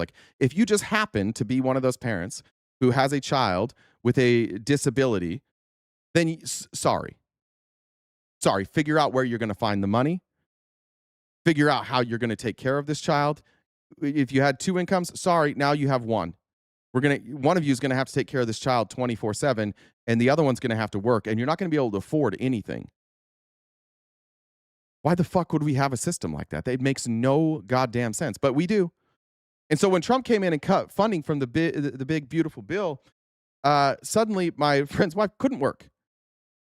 And then he has to work, and then he has to work more hours. And by the time he's done working, his wife is exhausted because if any of you have a severely, been around like severely autistic children, especially in the early years as they're learning to communicate, like that's tough.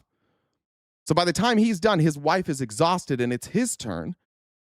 And then he has to go and burn the candle at both ends, and they're both just absolutely wiped all the time. There's no quality of life. Like, we can't go to dinner. I used to go to dinner with them all the time. We can't, like, imagine if you just couldn't go out and have a dinner with your wife. They can't leave together. They have to do if they want hobbies, they have to do their hobbies separately. That's the country the richest country in the world. And there's people in the chat who deal with this. Like, that's the reality for millions of people across this country. And all we have to do is fund it, hire professionals. The kids will get better care. The parents will be healthier. The parents will be better parents because they'll get some fucking sleep and their life won't be constant stress all the time. It shouldn't have to be rolling the dice when you have a kid on whether or not you are going to be able to have a future. Whether or not, like, here comes a kid, I hope I don't have to have medical bankruptcy. I hope my life isn't going to be completely underwater for the rest of my life. I really wanted a kid, but we're rolling the dice here in the United States of America. It's fucking insane that this happens. And for Republicans to go out on stages and talk about this, like, oh, we actually saved it. The fuck? I can tell you that my friend doesn't feel very saved. I know that those of you that have had cuts, a lot of people have had their parents, grandparents, uncles, cousins, family members, friends had to move in with them. Some of you may have had like some sort of a disability payments or Medicare payments that were allowing you to have some sort of quality of life. And when those are cut, now you're fucked. Now you feel like, oh shit, now I've got to go. Do I want to like burden somebody else? That sucks.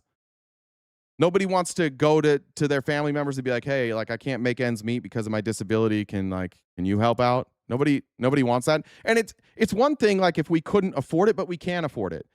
All of these cuts, these Medicare cuts that they haven't found fraud for, they were offset by tax cuts for billionaires.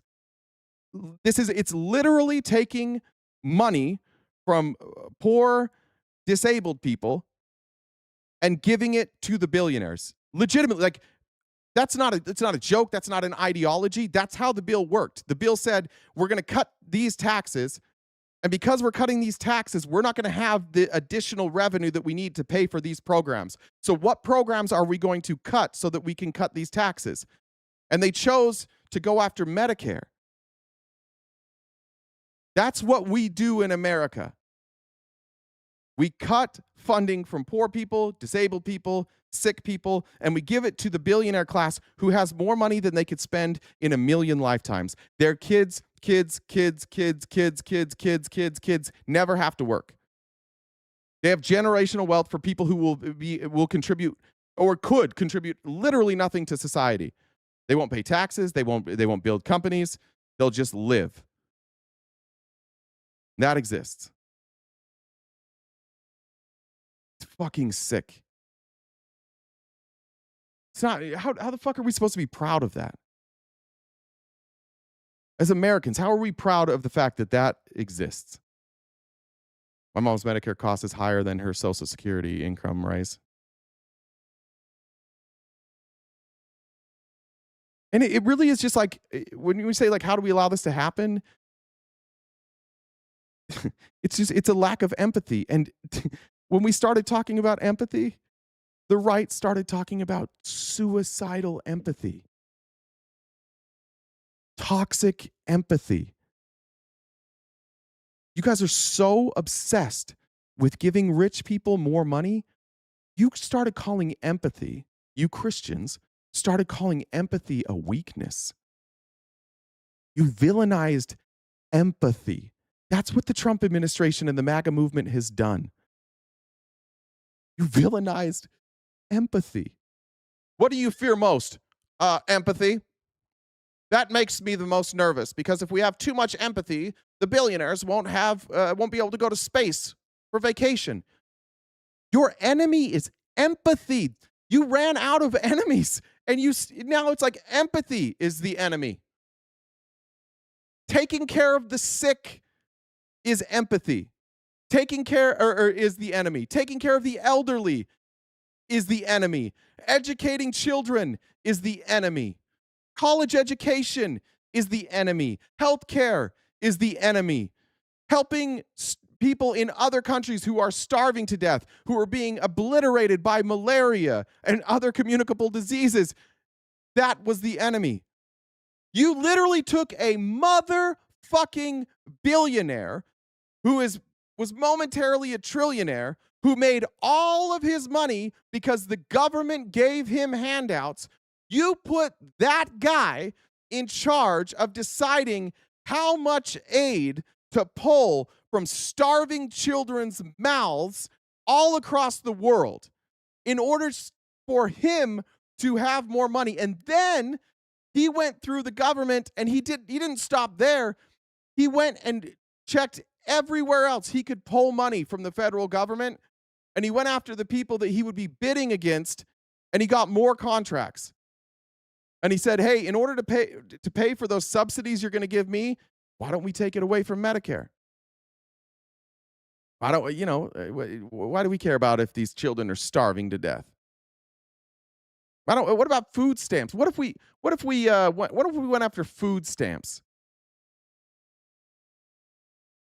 It's fucking evil. Pride doesn't pay rent. Cheering for the people that you hate might make you feel better now, but you see what's happening. Pride doesn't pay rent. That's true. You know what makes rent harder to pay for, though? Giving tax cuts to billionaires. We have plenty of money to take care of everybody in this country. We have plenty of money for everybody to have a living wage. We can more equally distribute the money. We have plenty of money for every single person every time they get sick to be able to go see a doctor. And the Republicans just go, no, because they'll abuse that. How? How will you abuse a doctor? How will you abuse healthcare? The billionaires don't make this country run. The billionaires are decimating this country. The billionaires are the reason this is happening. They're running the country into the fucking ground.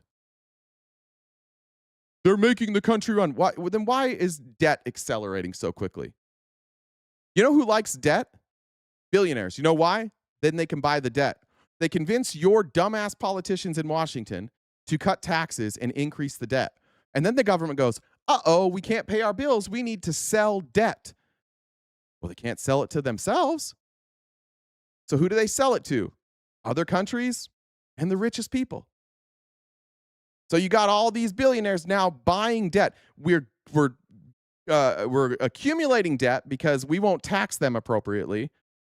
And then because we don't tax them appropriately, we come to them and we say, yeah, we can't pay our bills. Can we have some money? And they're like, you can have some money. That's fine.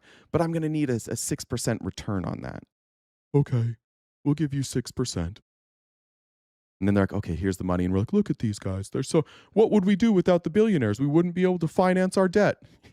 We wouldn't have it. Look at this one more time. Federal debt by year. Look at this.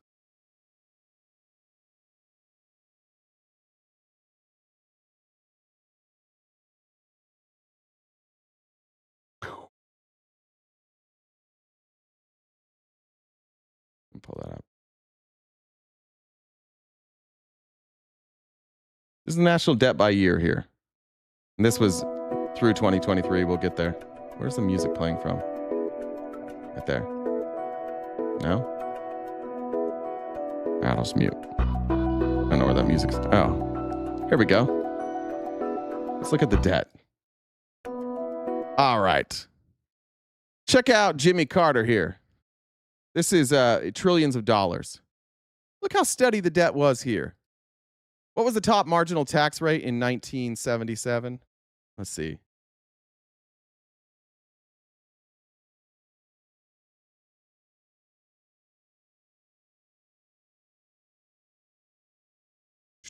%70.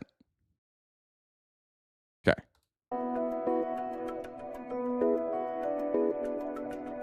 1981. 1982. This is when trickle-down economics was put into place. 1982.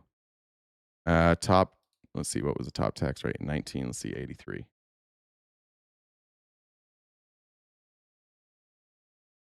dropped it to 50% in 83. Let's see if we go all the way through. What is it by the time he leaves office in 88? Down to 28%.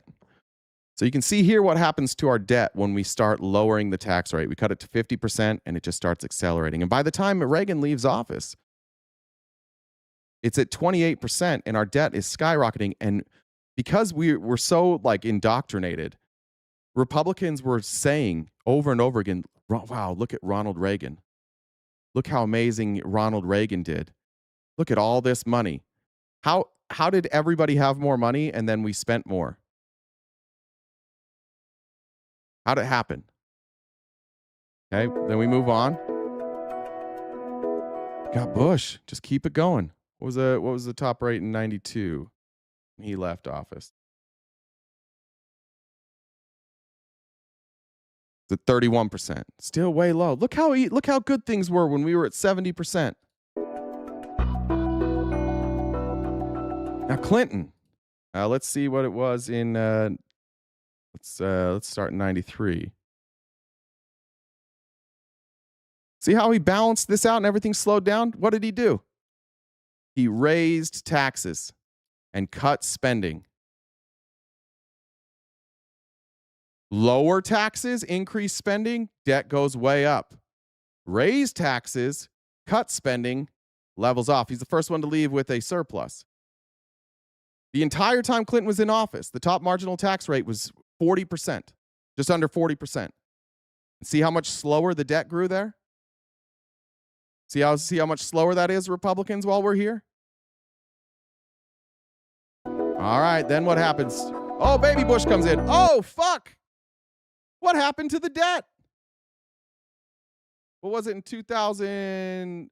Let's go to 2002.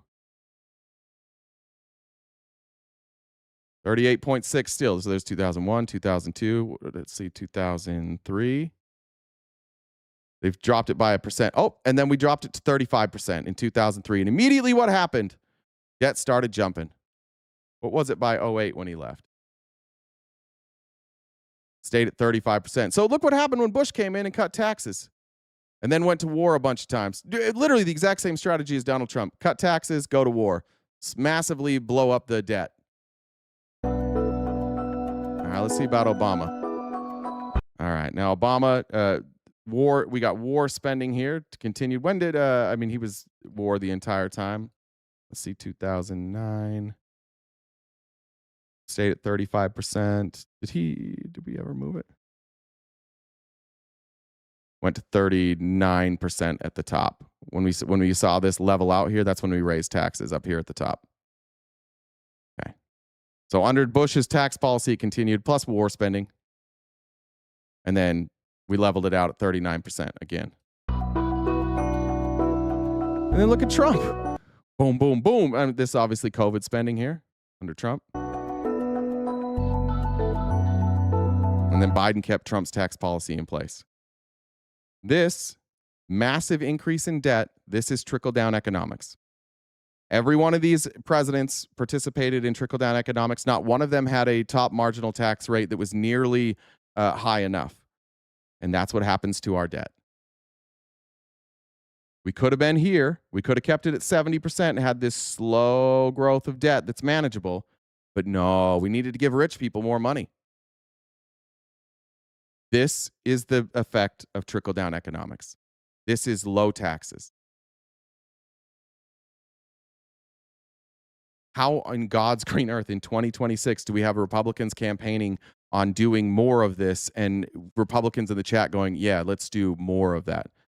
Now, I'm not justifying Obama spending. I didn't justify any of the spending. I was explaining the spending. Jesus Christ, you are so... I said this is war spending. This is debt. And I told you that if Obama wanted to slow this spending, he should have ended the wars and raised taxes. He didn't do the right thing. He didn't raise taxes until here. Obama should have, and the Democrat, he can't do it himself. Obviously, the Democrats would have had to help, but we should have raised taxes. Why? How on earth does it make any sense to cut taxes or keep taxes the same when we go to war? Yeah, both sides. In this case, thank you, Ruben. This is a both sides. This is one of those both sides do suck. You know why? because Americans suck and we're bitches and we refuse to pay more taxes. So we all just pretend that we're not like fucking ourselves and in the future of our country.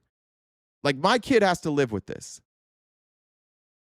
And for the record, if I was running as a Democrat right now, I would be the most unpopular person on earth, because what I would do is I would say every single person over the age of 45 has to be taxed in order to make up for this. I would cut off, I would have a 90% top marginal tax rate at $10 million. Every dollar you make over $10 million, 90% is going back, and it's going to pay down this debt and create safety net programs for the people that you fucked over. The boomers need to pay back what they've done to us. My generation needs to pay. I mean, we're getting into office now, so like my generation now owes some of this too. We have to pay this back because we're leaving our children and our grandchildren in a fucking mess. So if you've contributed to this, you've got to pay it. But $10 million, that's it. Everybody on this planet can live very comfortably on $10 million. There's nobody in this country that needs to have more than $10 million when we're in this level of debt. You can't say that they earned that money without also blaming them for this. You can't be like, oh, they earned it, they get to keep it, and then be like, no, they didn't cause the debt. That was the government. No. It's how this works. It's how representative democracy works. They represent us. And when boomers die, they should have the shit taxed out of their estates. We shouldn't be giving them the opportunity to hand down that wealth. How old am I? I'm 40. Thank you, Janelle. Said not a day over 35. I'm 40. Thank you very much. Appreciate that.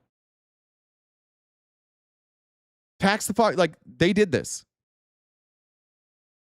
And I can't figure out any Republican here that thinks we should continue low taxes for the rich. It clearly doesn't work. And what are Republicans doing in Congress? I'm going to go all the way down. This has been on the outline for ages. Oh, did I take it off? Let me go back. I want to show this because this guy's a psycho, but what was yesterday's? There it is. Did I take it off yesterday? I always forget this guy's name, and it sucks because he's Brandon Gill.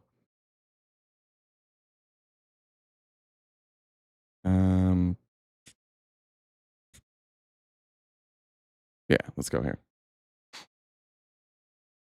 This is what Republicans are choosing to spend their time with. And again, none of this has been caused by helping poor people.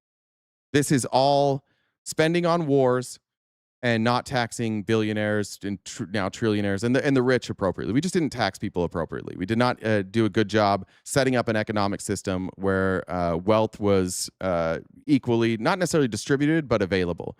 And so Republicans, they sit in front of Congress like Brandon Gill.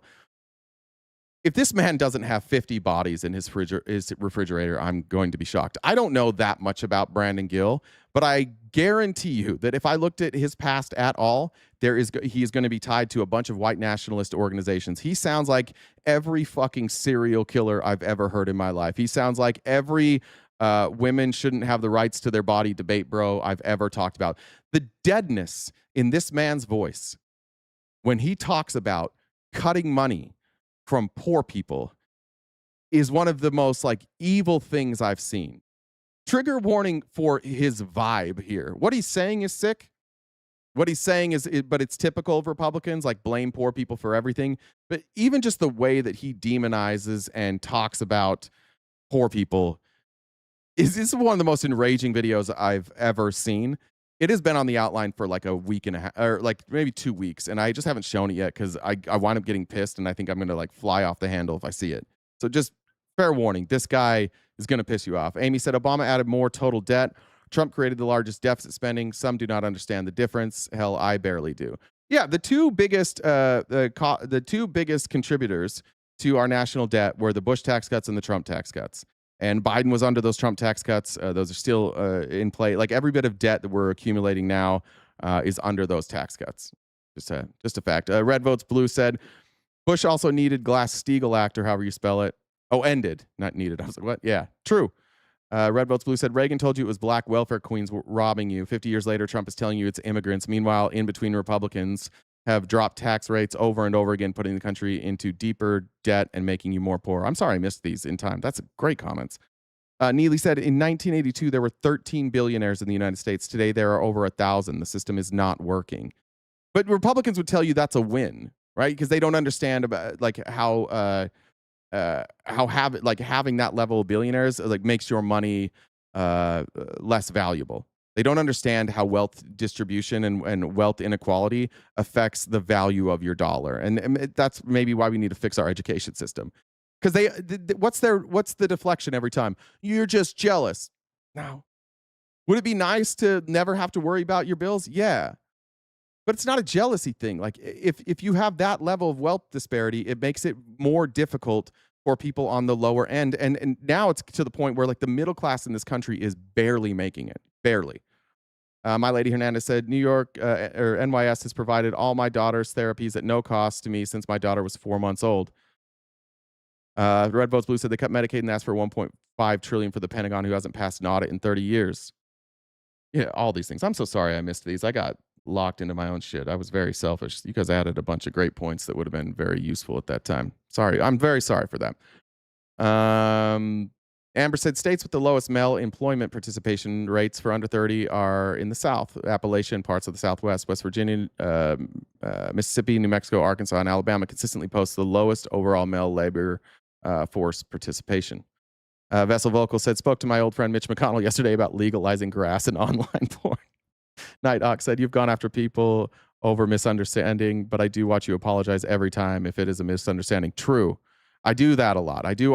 I am a person who consistently overreacts to things, and I've learned that I have to, as quickly as I overreact, I have to quickly apologize. I'm working on the overreaction part. I'm getting better, but I have found that it's very important for me to apologize because I can be a bit emotional. Anyways, here's Brandon Gill, and he's talking to the director of SNAP policy.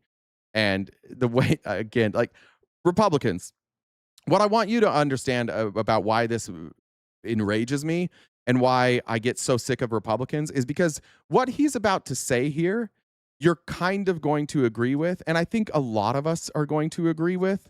He's going to talk about how SNAP benefits are spent. A lot of us are going to agree with this. It's not the point, though, because the thing that he's saying, he's going to say that the SNAP benefits shouldn't be spent on soda and candy.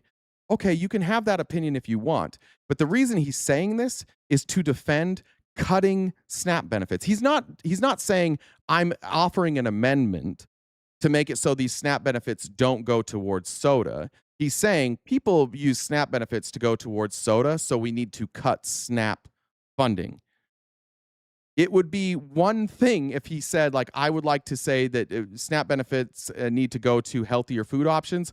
You could have a healthy debate about that, but that's not what they're saying. And this is the trick that they always play.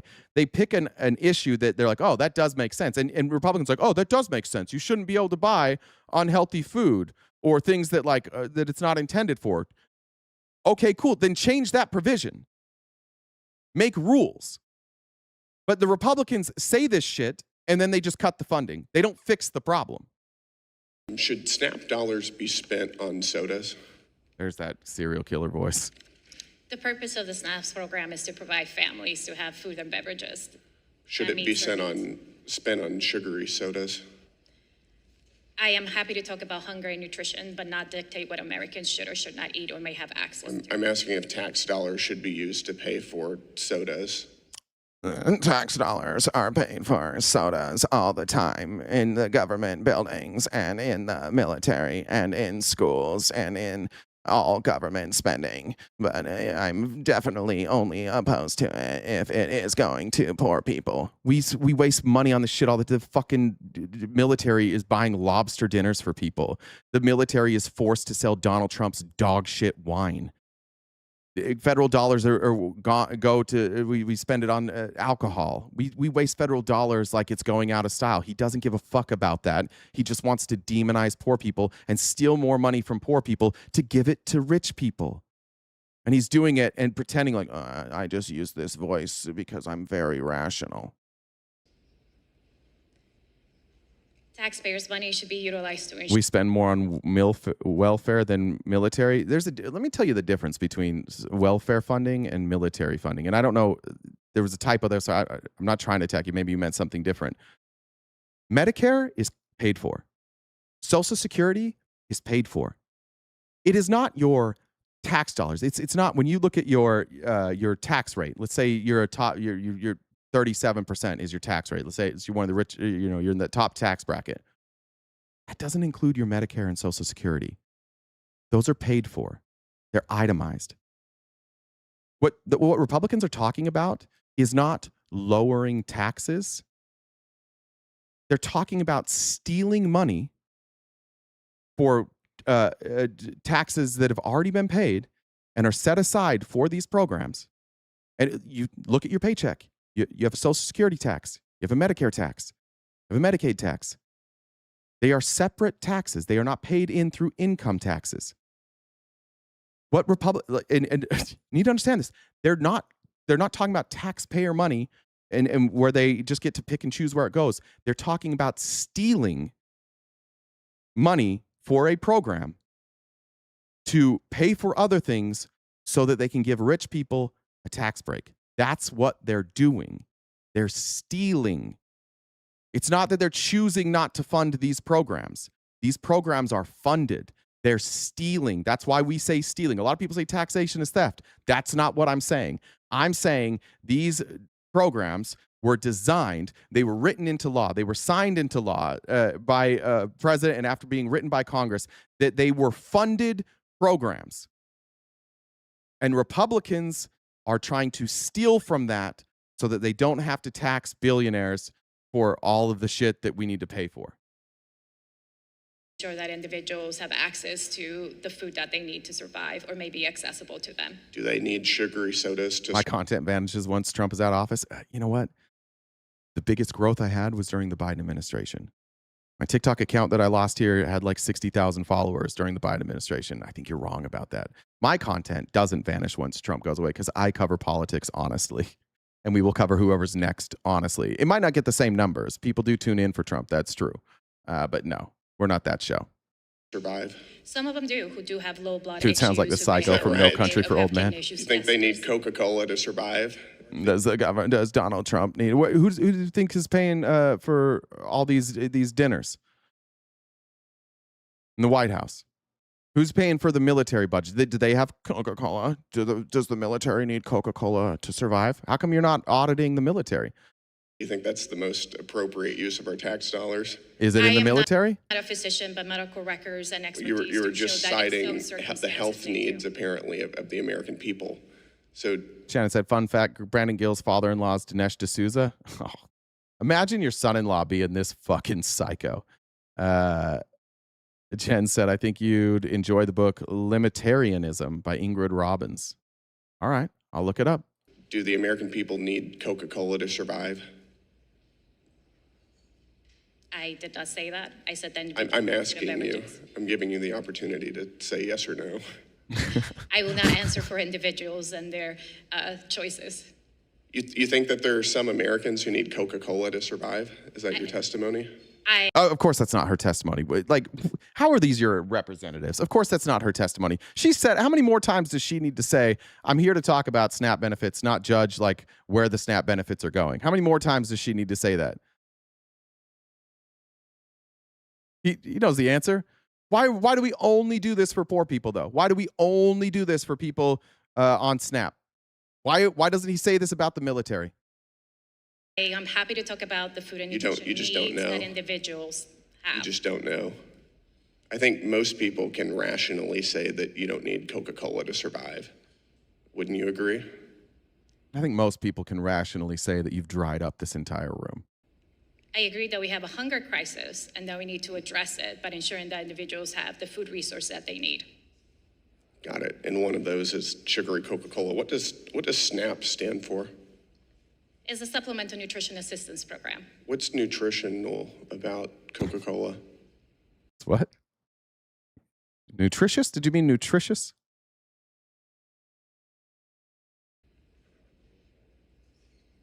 I am not a nutritionist. I am a food security expert in ensuring that individuals have the food resources that they need. This is a common sense question. All of these have been common sense. Actually, that was a definition question. It's not a common sense question. I think if you asked most people to define nutritious, they probably wouldn't have the definition handy. That wouldn't be common sense, right? Questions. I'm just asking you, is there nutritional value to sugary sodas? It's a yes or no question. If you were starving, or if you were needed a drink, could a Coca-Cola provide you the essential nourishment that you need? Yes. Has calories. It's got water in it. Is it the best? Nah.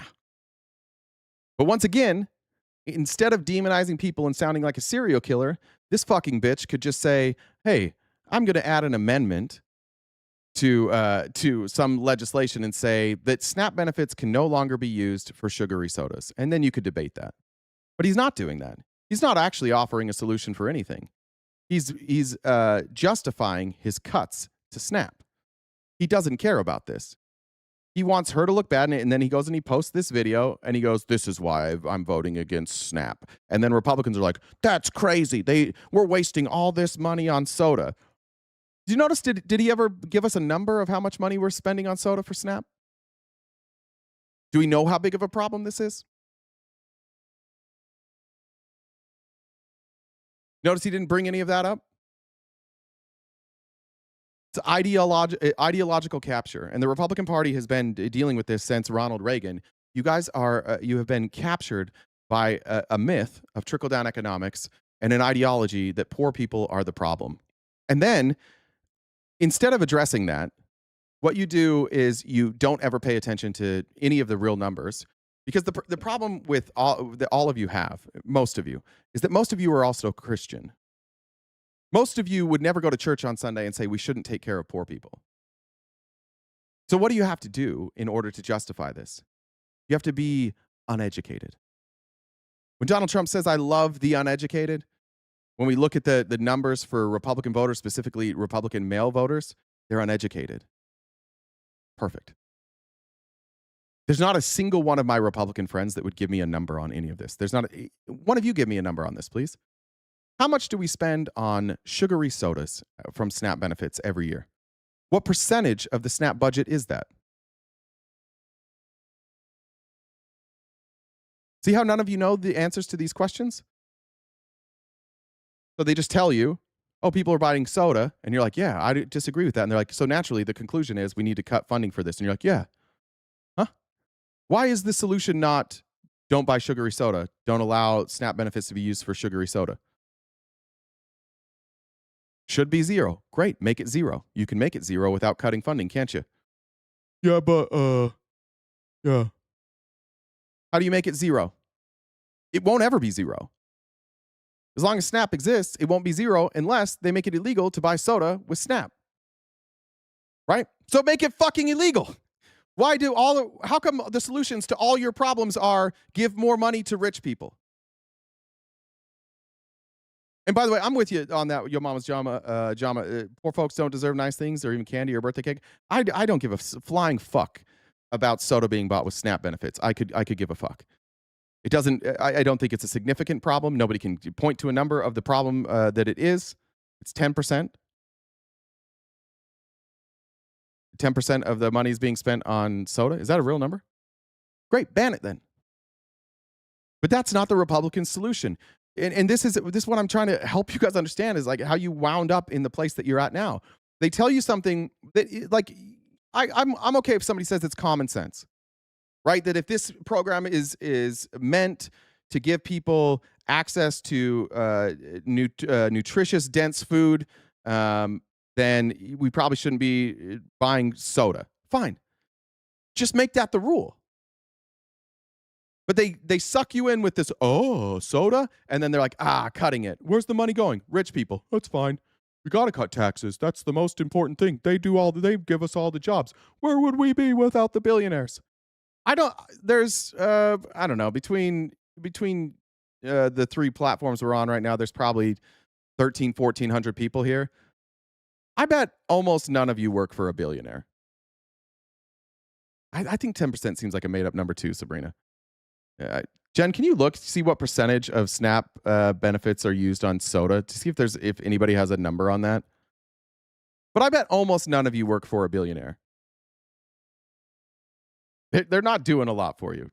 Thank you, Stacy. Brittany said Republicans complained when Michelle wanted healthier food regulations, then pulled this shit. Yeah, remember when Michelle wanted to fix school lunches and have healthier options? They're like, we're America, we can eat what we want.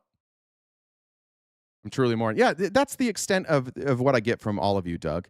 You all are the same. You're all exactly the same. You're not going to add any you're not going to have any sensible argument to this. It's just going to be you're dumb. What's dumb about what I'm saying? That if you want to ban sugary drinks from SNAP, that you should ban sugary drinks from SNAP? That's dumb. No, the real solution is that you should cut that funding and give it to rich people. You're just having big feelings, bud. Because I'm exposing the way that they manipulate you. And I deal with this in my personal life a lot. I've got, unfortunately, some people that affect my life that just easily get manipulated all the fucking time. By the dumbest fucking people. Republicans, by the way. MAGA in my life right now is a real fucking problem. And I can't wait until MAGA is gone. But Jesus Christ, the amount of deflection you have to do within your own brain to be MAGA at this point is pathetic. That's why the insults from you don't even hurt. I honestly wish they did. I wish that when I was talking to MAGA, I was talking to people who came up with good arguments. And then when they're like, you're stupid, I'm like, damn, I am stupid. They have good arguments. But there's never a good argument. It's just an insult. Shane said they can't, but I can. It's 0.82%. Okay. Shane, where'd you get that number? Jen's looking too. Shane, will you message Jen where you got that number? Red Votes Blue said even an MRE has candy in it.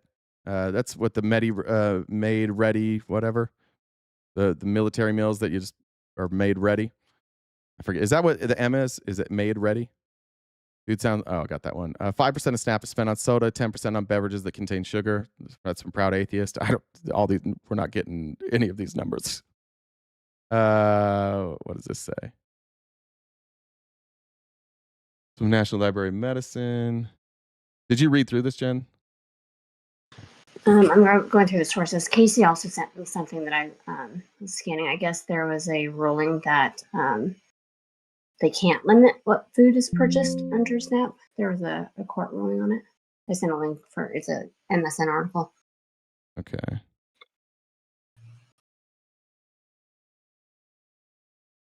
The Supreme Court ruled that you can't? Is that what you're saying? I don't think it was SCOTUS. It was, where is it? Oh, here it is. Set of state pilot programs designed to restrict the use of SNAP, also known as food stamps. It was a federal judge. This was when? This was...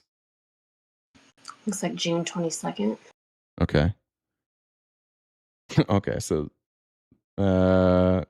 Agricultural Secretary Brooke Rollins, who directs the SNAP program, misapplied federal law in approving requests from states to allow them to impose limits on what participants can buy with funds from food aid programs. U.S. District, yeah. Isn't that crazy? Okay, we got that. Isn't it crazy that if we give funding to poor people, then we're going to dictate how you spend it? Do we do that when we hand out cash to billionaires?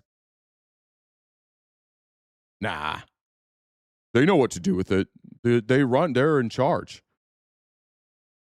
When we give out federal funding to billionaires, do we say that they can't buy soda with it? No, we don't ever talk about that, do we? You just said they should make healthy food more affordable. It's super expensive to eat healthy. Yeah, imagine that. Imagine if we just subsidized farmers, especially local farmers. Imagine if when you went to the store, the produce that you bought was local. Wouldn't that be cool? I'm a potato with legs said MREs are meals ready to eat. I was kind of close.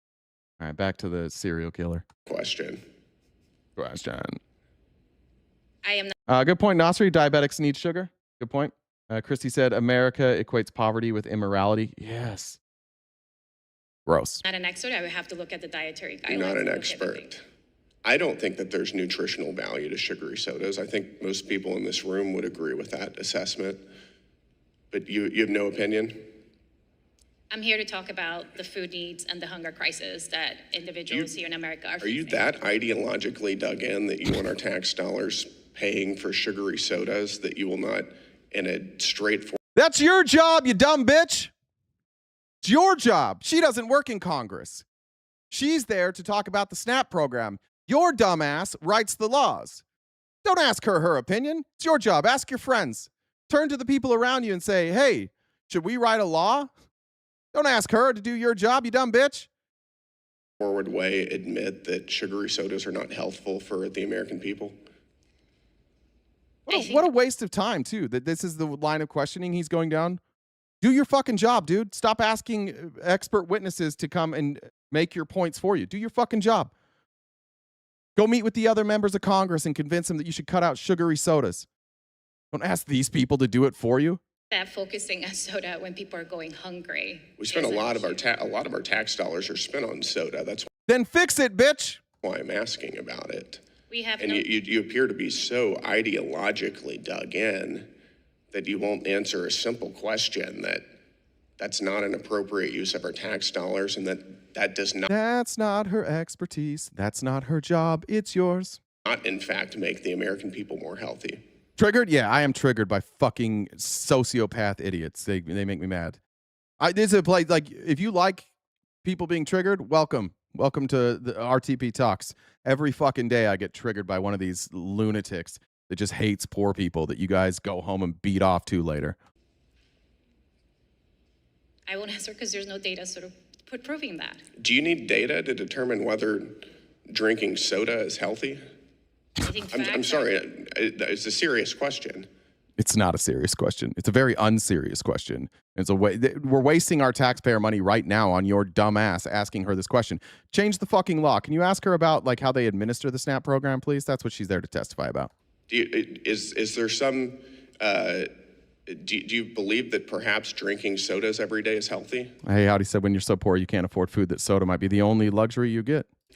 The worst health outcome is hunger. When the individuals don't have the resources. Do you satiate hunger with Coca-Cola? You can. They open up to what you can have for the reason that the rural areas does not have easy access to better food. Elon blew up rockets with his free taxpayer money. They count all premixed drinks as soda in the 5%. I did not say that. But you said that the worst health outcome is hunger, and I'm asking you about sugary sodas. Yeah, it could help you with hunger. That's common sense. Turgenev said, we pay Congress a salary. Do we get to dictate how they spend our money? It is not radical to demand our taxpayer money benefit us. And I'm focusing on the nutrition needs and making sure that children have the resources. Is your organization funded by soft drink makers? I am not in charge of development, but no. It's not, okay. Is your organization funded by organizations that make money from food stamps? Hey, would you mind asking her a single solitary fucking question in your 5 minutes that's relevant to why she's here? Or no, you're just going to keep asking about it? He gets 5 minutes. 5 minutes, and he's just going to talk about soda. Oops.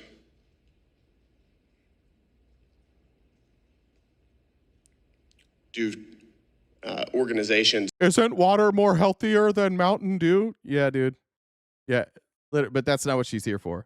See, this is what I mean. Remember when I told you that what would frustrate me about watching this video is that Republicans would listen to the argument and miss the whole point here of what this is about, and they would just start taking his side because that's what they do. Like, we're just like, we do that. Good to see you, Cap. To profit off of food stamps fund your organization or businesses? I mean, I can't comment to that. Happy to talk about the resources that need it. Does General Mills fund your organization? I don't have access to that information. I do. It's right here. They do fund your organization. Do they? Let's see. Brandon Gill opens. Let's see who funds him. Pull that up while he's... Profit off of food stamps? Retailers are the major beneficiaries. Do you think that that's a conflict of interest? That's where EBT dollars are utilized. Yes, and they're profiting off of your advocacy. Do you think that that's a conflict of interest?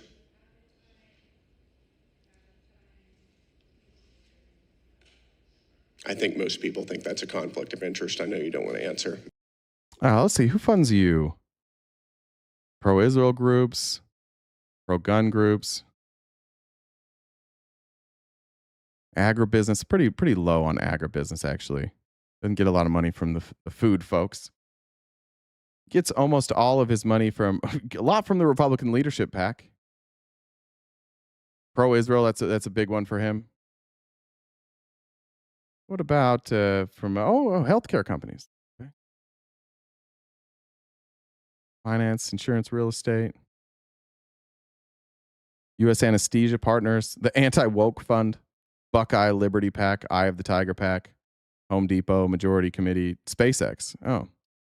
How come he's not, is he checking where SpaceX money's going? Anybody ever seen him grill somebody from SpaceX about how they're using the amount of government money that we send? No, it's just poor people. Always punching down. It's my channel. Why don't I explain it better? I have been explaining it better. Mr. Gill wouldn't chew me up in a debate. Mr. Gill's a fucking idiot, and he would never debate me, for the record. Mr. Gill would never go on any of these channels and debate because he is ideologically captured, but I'll explain it to you. That woman was there to discuss the SNAP program. She's not in charge of the funding. He is.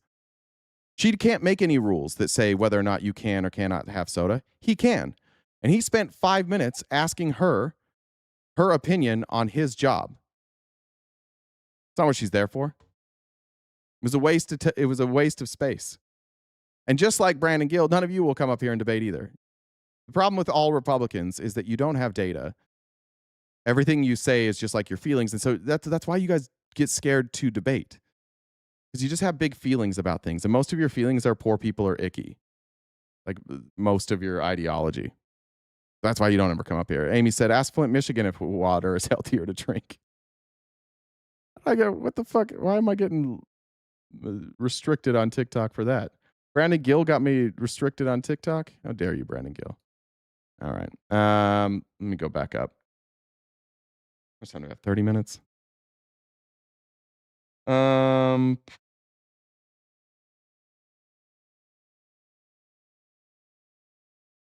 Yeah, let's do this. I want to talk about Marsha Blackburn. She's getting rolled today. I showed you Mike Flood, and we said Republicans are mostly hiding right now. The reason Republicans are hiding is because they can't run on anything. There's nothing to run on. And Marsha Blackburn was confronted by what is this reporter? WBIR multiple times. And shout out Tennessee Holler for clipping these together with the headlines.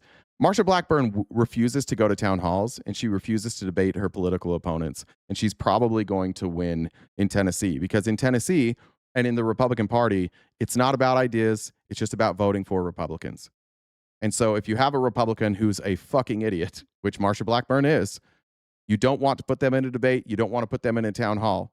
You just give them a bunch of talking points to repeat, and you go to staged events all over the state and pretend that you're meeting with the people of Tennessee. And she's being pressed about this a lot lately. I'm sure you know that you have faced criticism for not being quite open with the public and holding public forums and inviting the public to get access to you and ask questions as they're serving U.S. Senator. And today, even, we're in a closed meeting with people who are here to endorse you. So will you be willing to make yourself more available to voters as they get ready to head to the polls for early voting? And how will you do that? I know you said that you talk to Tennesseans every day. I do. But she stole her talking point. You watch Marsha Blackburn's face here. She's getting ready for this. And then the reporter knows what she's about to say is that we talk to him every day. And watch this just get blown up. You do that. I know you said that you talk to Tennesseans every day, but that's not the same as doing an open forum, letting people know where you will be and when you'll be there so they can come talk to you. Would you be willing to do that? We do. Would you be willing to talk to regular voters and do town halls? The answer from every politician should be yes, and if the answer is no, then they should probably not be running for office. They definitely shouldn't be the front runner, and you definitely shouldn't vote for them. But Republicans don't care. A lot of visits around the state. We talk with people every single day. I'm talking to you. At planned events, staged events. Didn't Marsha get trashed in her last town hall a couple years ago? Yeah, and then she quit doing town halls. She's not smart enough to do it. She's just a puppet. They're just handing her lines, and she goes out and with a deer in the headlights, and I'm talking to Tennesseans every single day. I've been hearing her say this for like 3 weeks. But I'm the media. I'm not the public. So, I mean, and that's a very clear. We go to communities and to different civic organizations and church. We're talking to people every single day. Every single day. But that doesn't answer the question about having an open forum or a town hall where people could come to talk with you. Do you plan to try to do that? We have lots of visits that we. You're not embarrassed by this, honestly? You guys aren't embarrassed by her? She's going to repeat the exact same thing. You can't tell that this is rehearsed, that she's been coached to say this? Your party won't let your own representatives speak. They're too dumb to speak. So they just have to, like, and they told her, no matter what, just say, we're talking to people every day. She's going to say almost word for word the exact same thing. Lots of visits that we do, and we have, we're visiting with communities and with people every single day, every day. Not embarrassed by that? No, nothing embarrasses us at all. She put out this ad, which, I mean, the stereotypes here. This is the type of ad you put out when you can't explain anything. This is WBIR again asking her about this ad she put out that is about China building land. And also, I don't remember if I had the ad or not. I don't remember if they showed it or not. If they don't, I'll show it. But she's running on, I'm going to run China out of Tennessee, which isn't a problem in Tennessee. Let me ask you this. You just released your first official TV ad for governor, and it focused solely on China buying up Tennessee land. But if you look at some of the stats from, for instance, the Farm Service Agency under the USDA, it shows that, I think, less than 1%. Yita said, thanks for helping me through my afternoons at work. Big W in the chat for Yita send the $45 over on Cash App. That might have knocked out the rest of the gift goal, but you guys can keep sending if you'd like to. Thank you, Yitas. Yitas in the chat. Across the country. And you have no audio here. This is only coming out of my left headphone. If you don't have audio, adjust your headphones. It's only coming out one side. So some of you might not be getting audio. Sorry. None in Tennessee, specifically tied to the Chinese government as far as agricultural land bought up. So why focus your entire ad on that rather than some of the points you just mentioned that are most important for Tennesseans? You're not even Republican. This is embarrassing as a human being. And this is one of the things that we hear about from our farm community is concern over land that the Chinese government. She didn't talk to the farm community. She was handed this talking point and said, tell them it's the farm community that's telling you this. Thank you, Colin, for the super chat. Amy said, our tax dollars pay for Trump's food and health care, cut off his Coke button and McDonald's. Government is investing in groups or investing. I will say this, though. I do think that the presidents are required to pay for their own food. I remember watching this thing from Obama, how like he actually there's chefs at the White House that make the food, but they actually have to pay for the food. So I don't think we pay for the president's food. I'm pretty sure we don't. I think I started saying that earlier, but I don't think we do. In businesses, and then they come in and they try to purchase land or they try to buy businesses. Now, one of the commissioners brought that up as one of their concerns this morning because that is a food security issue. And yes, for Tennesseans, they want to make certain that China... She's legitimately running on something that nobody gives a shit about. She's not running on anything. And it's almost like a kind of a smart strategy from Republicans. Like you sure as shit aren't going to run on what's going on. You can't run on fixing housing or gas or like affordability because you don't have any plans for that. So what do? You use xenophobia, scare people about foreigners, and run on shit that that's how Trump won this last election. You can say whatever you want, but Donald Trump ran on fear and played to people's fear of black and brown people, and then he got to run against a black woman, and America showed that being afraid of black and brown people is still the number one issue for white America.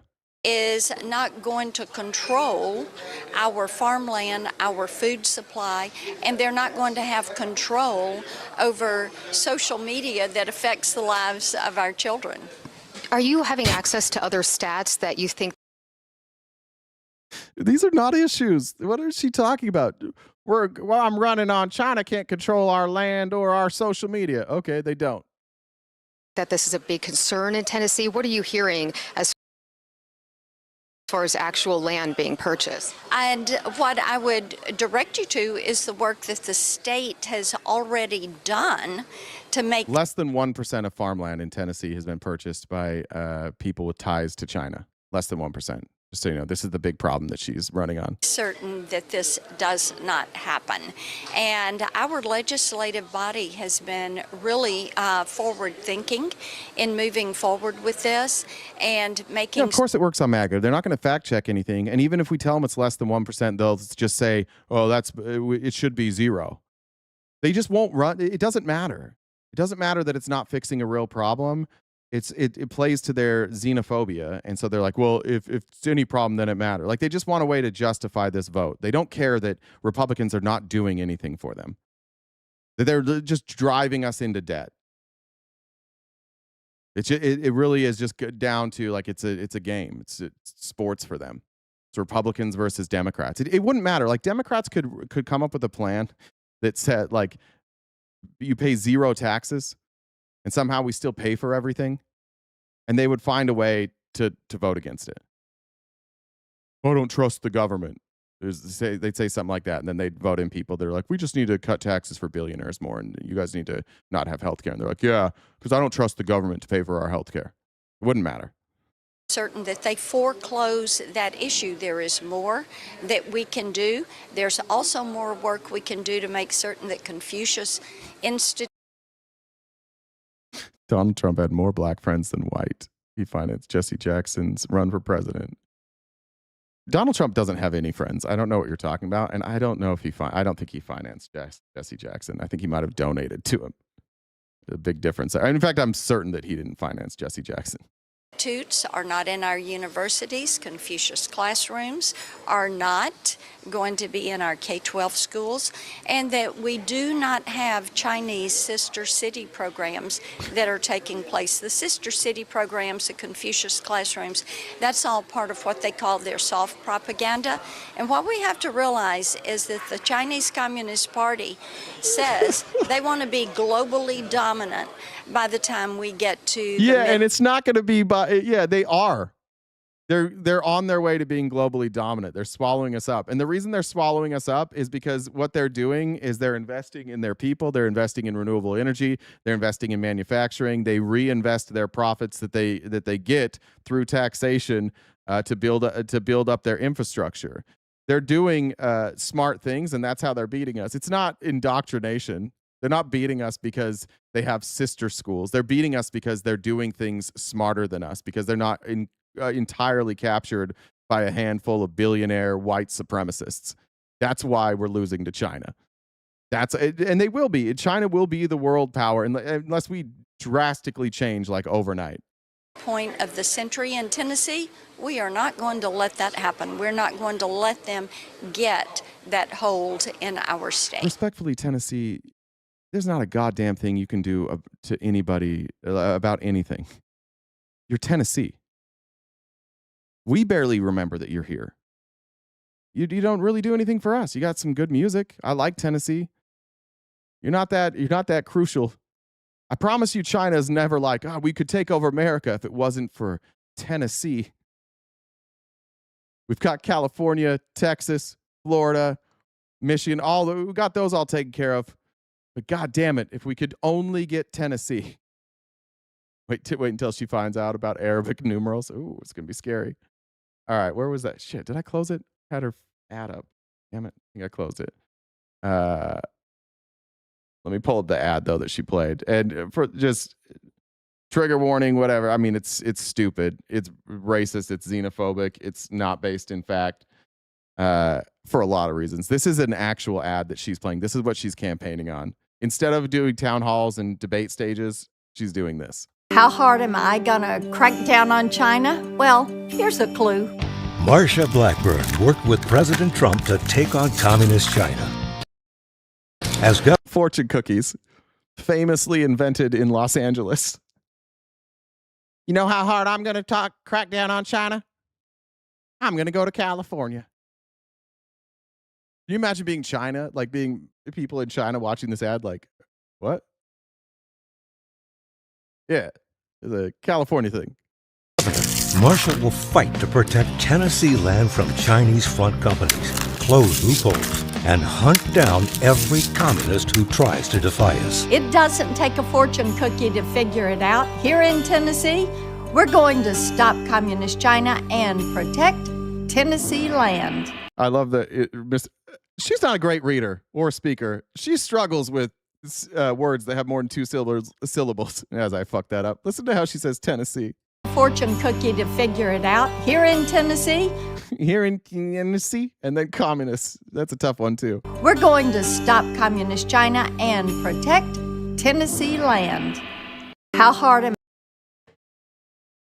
They have one of those things at my favorite donut place that my daughter loves. They have that waving cat there too. They're not Chinese though. She would be. I think that Marsha Blackburn would be surprised to know that my donut shop is not run by Chinese people. That's what Tennessee people think of. And if that's what you think of China, then why the fuck are you afraid of China?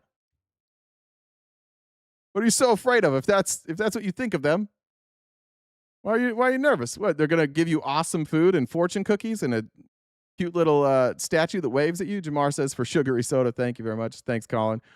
Jessica says Marsha Blackburn is a dumb bitch. That's right. I said it. A dumb bitch. Okay, bye. For the record, I do not call women bitches. That was Jessica who said that. So I cannot be called sexist because I'm just reading what was said. I will not refuse to endorse that message, though, either. Okay. We'll talk about this. I want to talk about real quick just school choice, and then we'll get out of here because this is what people should be worried about in Tennessee. This is actually the problem in Tennessee. It's not China buying up farmland. It's that their schools are ranked 51st in spending, and their schools are falling apart. And Republicans are like, what if instead of spending money on schools, we stole that money and gave it to charter schools so that poor people had even worse schools? Would that fix it? And Republicans are like, yeah, that'll fix it. We begin with a surprise budget hole amounting to millions of dollars for the third largest school system in the state. Knox County Schools is short almost $8 million, and tonight the board met to consider job cuts and shaving salaries. Welcome to 10 News at 11. I'm John Becker. Yeah, don't fund it, you know? Don't go to the legislature and fund it. You can't pay for your schools. So Tennessee's like, well, we can't raise taxes. We can't cut spending elsewhere. We better just cut funding for schools. Fuck your state if you guys cut funding for schools every time there's a budget shortfall. That's my state too, Arizona. You know which states have recently done this? Tennessee, Arizona, Oklahoma. What do they all have in common? A massive move towards charter schools, and it blows up their budget every time. The scenario is unheard of in recent history. That woman is 74 years old. She's not fighting anything. She looks great for 74. I hate saying that about News Marsha reporter Blackburn, Lauren Love. but 74, she looks pretty good for 74. It breaks down the tough choices debated tonight and the impact. Lauren. John, leaders say this is an unprecedented situation, having to change a budget that's already been approved just weeks before the school year starts. They say they've looked at several different ways to make up the $4 million loss from the county and are working to move funds around to account for the $3.8 million loss from the state. Last-minute funding changes have Knox County schools rushing to close budget gaps before the school year. Yeah, exactly. Discounts for wealthy people who already can go to private school. Yeah. That'll fix it. Starts. Leaders have put forward a plan to meet a budget that's $4 million. I can't fix this one. Yeah, you're probably right, Wilson. Less than they were expecting.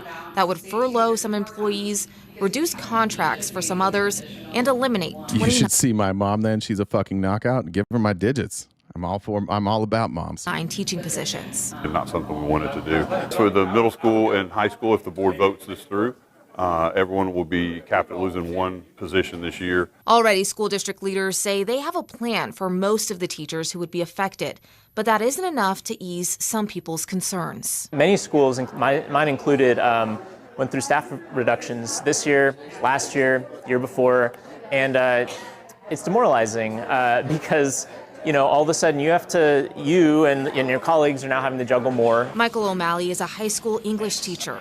He says leaders should take more time before deciding. Bring dad to watch Jesus. And use reserve funds to pay teachers. All right. And then we'll end on this because I want to take an opportunity to shit on Arizona, the state that I live in, while Andy Biggs, the big dumb bitch, I still haven't got the legality there, but if we can get a billboard or signs that say Andy Biggs is a bitch and we can get away with it, we're definitely going to do that. Andy Biggs and the Republicans running for governor in this and state senate in Arizona are like, we need to double down on charter schools, which have taken us to 50th in the country. We might be 49th. We go back and forth with Oklahoma. We're the worst in the country. And we've gotten significantly worse since we started following the Republican idea of charter schools. And it's blown massive, like multi-million-dollar holes in our budget. And the people who are getting affected the most are those who don't have money, or they're single-parent households, or households where maybe both parents work, but they don't they can't commute to a charter school. Charter schools are always built in nicer areas. Right, so if you live in a poor area and you don't have the ability to get to a charter school, then it doesn't matter if the charter school accepts you or not. And then when the other people leave your school to go to the charter school that can afford it, they pull that funding out of your school and it goes to the charter school. And so your school loses funding because you're poor. That's why our education system's failing in Arizona. And even the charter schools aren't doing that well.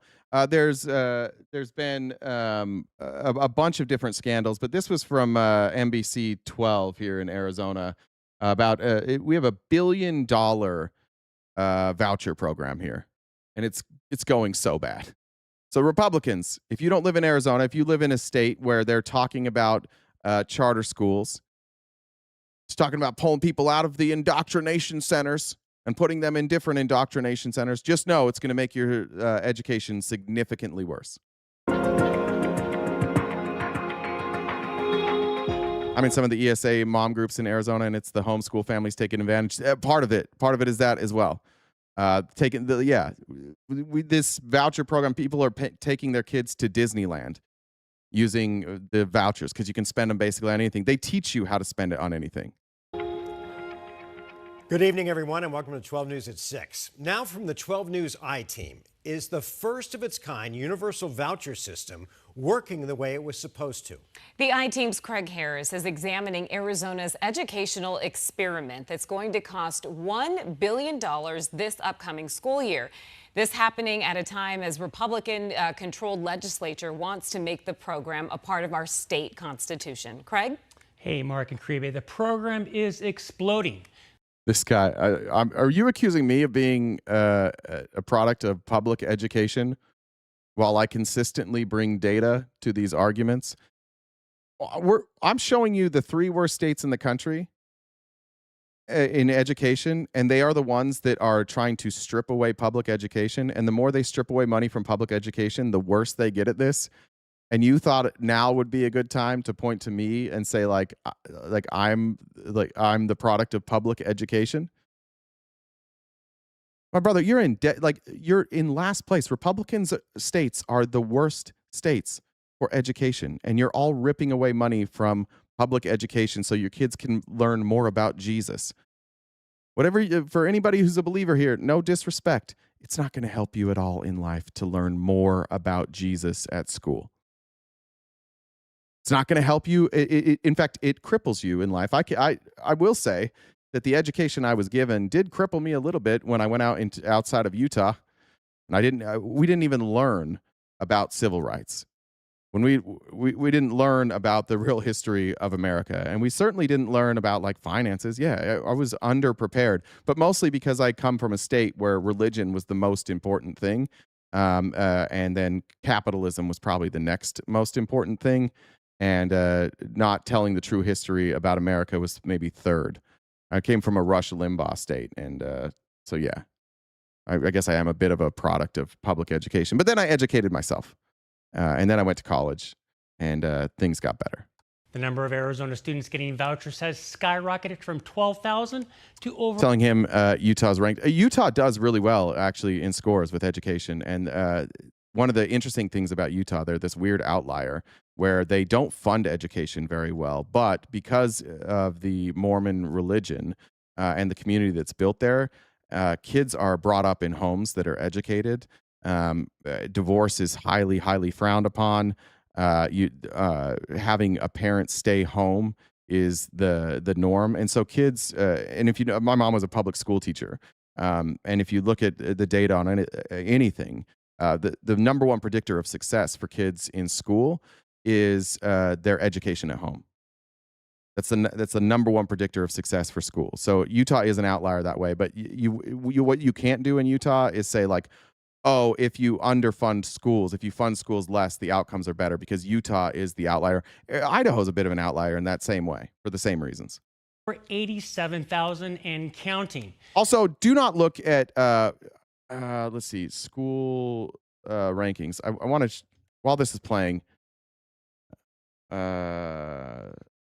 is that one? World population, or no, excuse me, usnews.com is not a good source for ranking schools. If any of you are looking at that, and I'll explain why after, don't use US News. That's what Republicans use all the time, and I'll explain why it's not a good ranking system. In just 3 years, the promise was that vouchers would give kids a chance at a better education. But the numbers tell a different story. Here we go. When former Governor Doug Ducey signed universal vouchers ARS 16-1019, controversial signs equals protected speech. Okay. into law, he promised our kids will no longer be stuck in underperforming schools. House Bill 2853. Now all Arizona children will have an opportunity at an excellent education. The sky's the limit. The law of the land. Thank you. A promise he's since doubled down on.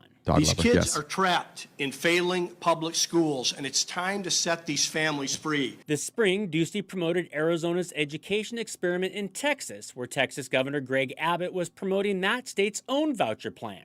The Texas plan, like Arizona's, offers any parent, regardless of income, to get a publicly funded voucher. A typical voucher in Arizona is between $7,000 to $8,000 for private school, homeschooling, or therapy.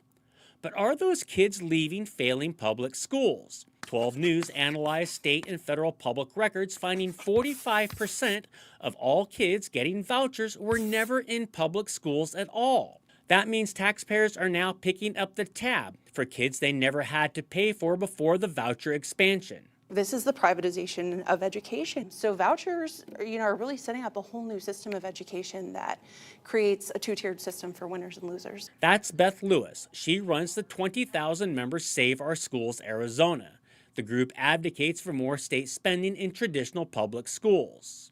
Are families taking kids out of failing schools? I don't want to say that that doesn't ever happen, but only 1% of Arizona's schools are rated F by the state's letter grading system. We know that most of the vouchers are going to rich kids. Here's what state data shows. Thousands of kids are leaving some of the highest rated district and charter schools in Arizona. 12 News found the top 5 school districts losing kids who took vouchers are Mesa, Deer Valley, Chandler, Peoria, and Scottsdale. Their most recent letter grades, B, A, and A. Millions of dollars in public school funding leaves these schools along with those students. Then there's Basis. During his 8 years as governor, Ducey routinely praised this charter operator. U.S. News and World Report regularly rates Basis as having some of the best public schools in America. In fact, the Basis Peoria campus last year was rated the #1 high school in the United States. Yet, over 400 Basis kids left for vouchers. It looks like a lot of kids are actually leaving really high-performing schools and using the ESAs. I think parents sometimes leave because they're sick of school districts where the school boards are dominated by left-wing people. State Superintendent Tom Horn is a steadfast supporter of the voucher program. you have a conservative community, but a very left-wing school board that emphasizes things like DEI, which I'm fighting now, critical race theory, transsexual. None of this stuff matters, right? See how they do this? Like, why is he talking? Like, what does this have to do with education? Community, but a very left-wing school board that emphasizes things like DEI, which I'm fighting. By the way, for the record, none of those school boards are left wing. One of those school boards is where my kid goes to school. I promise you. Like, Arizona's a purple state. School boards are almost entirely right wing throughout our state. And that is, you can actually thank Charlie Kirk for a lot of that. Like, they have taken over the state legislature. This thing he's talking about just isn't true. Now, critical race theory, transsexual things that people object to, boys and girls. All of those things are irrelevant to your education. And this is what happens. This is most people's reason for going to charter schools and homeschool. For this, it's not because they're not getting an education. It's because people think that it's okay to recognize differences and be respectful. Again, empathy is the biggest threat to conservatives. Bathrooms and so on. And so I think that's a big explanation. 12 News attempted to reach Ducey through two of his chiefs of Red districts don't elect left-wing school boards. Yeah, it's the exact opposite. Queen Breeze said, hubby worked at a Catholic charter school as a teacher. His coworker, another teacher, was a literal felon. I've told you this before. In one of these school districts, my friend, who is a movie director now, didn't even have a degree, never did get a teaching degree, and taught at a charter school for like 5 or 6 years, paid for himself to get through school teaching history. Staff calls and texts were not returned. The IT will continue to examine Arizona's $1 billion voucher education experiment later this month, and we want to hear from you. Are you a family using a voucher? Yeah, you're right, AZY Bill. Mesa, Gilbert school districts are being run by the LDS Church, ostensibly, right? All right. That's it. That's it for today. Let me read some comments. Jen, did I miss any?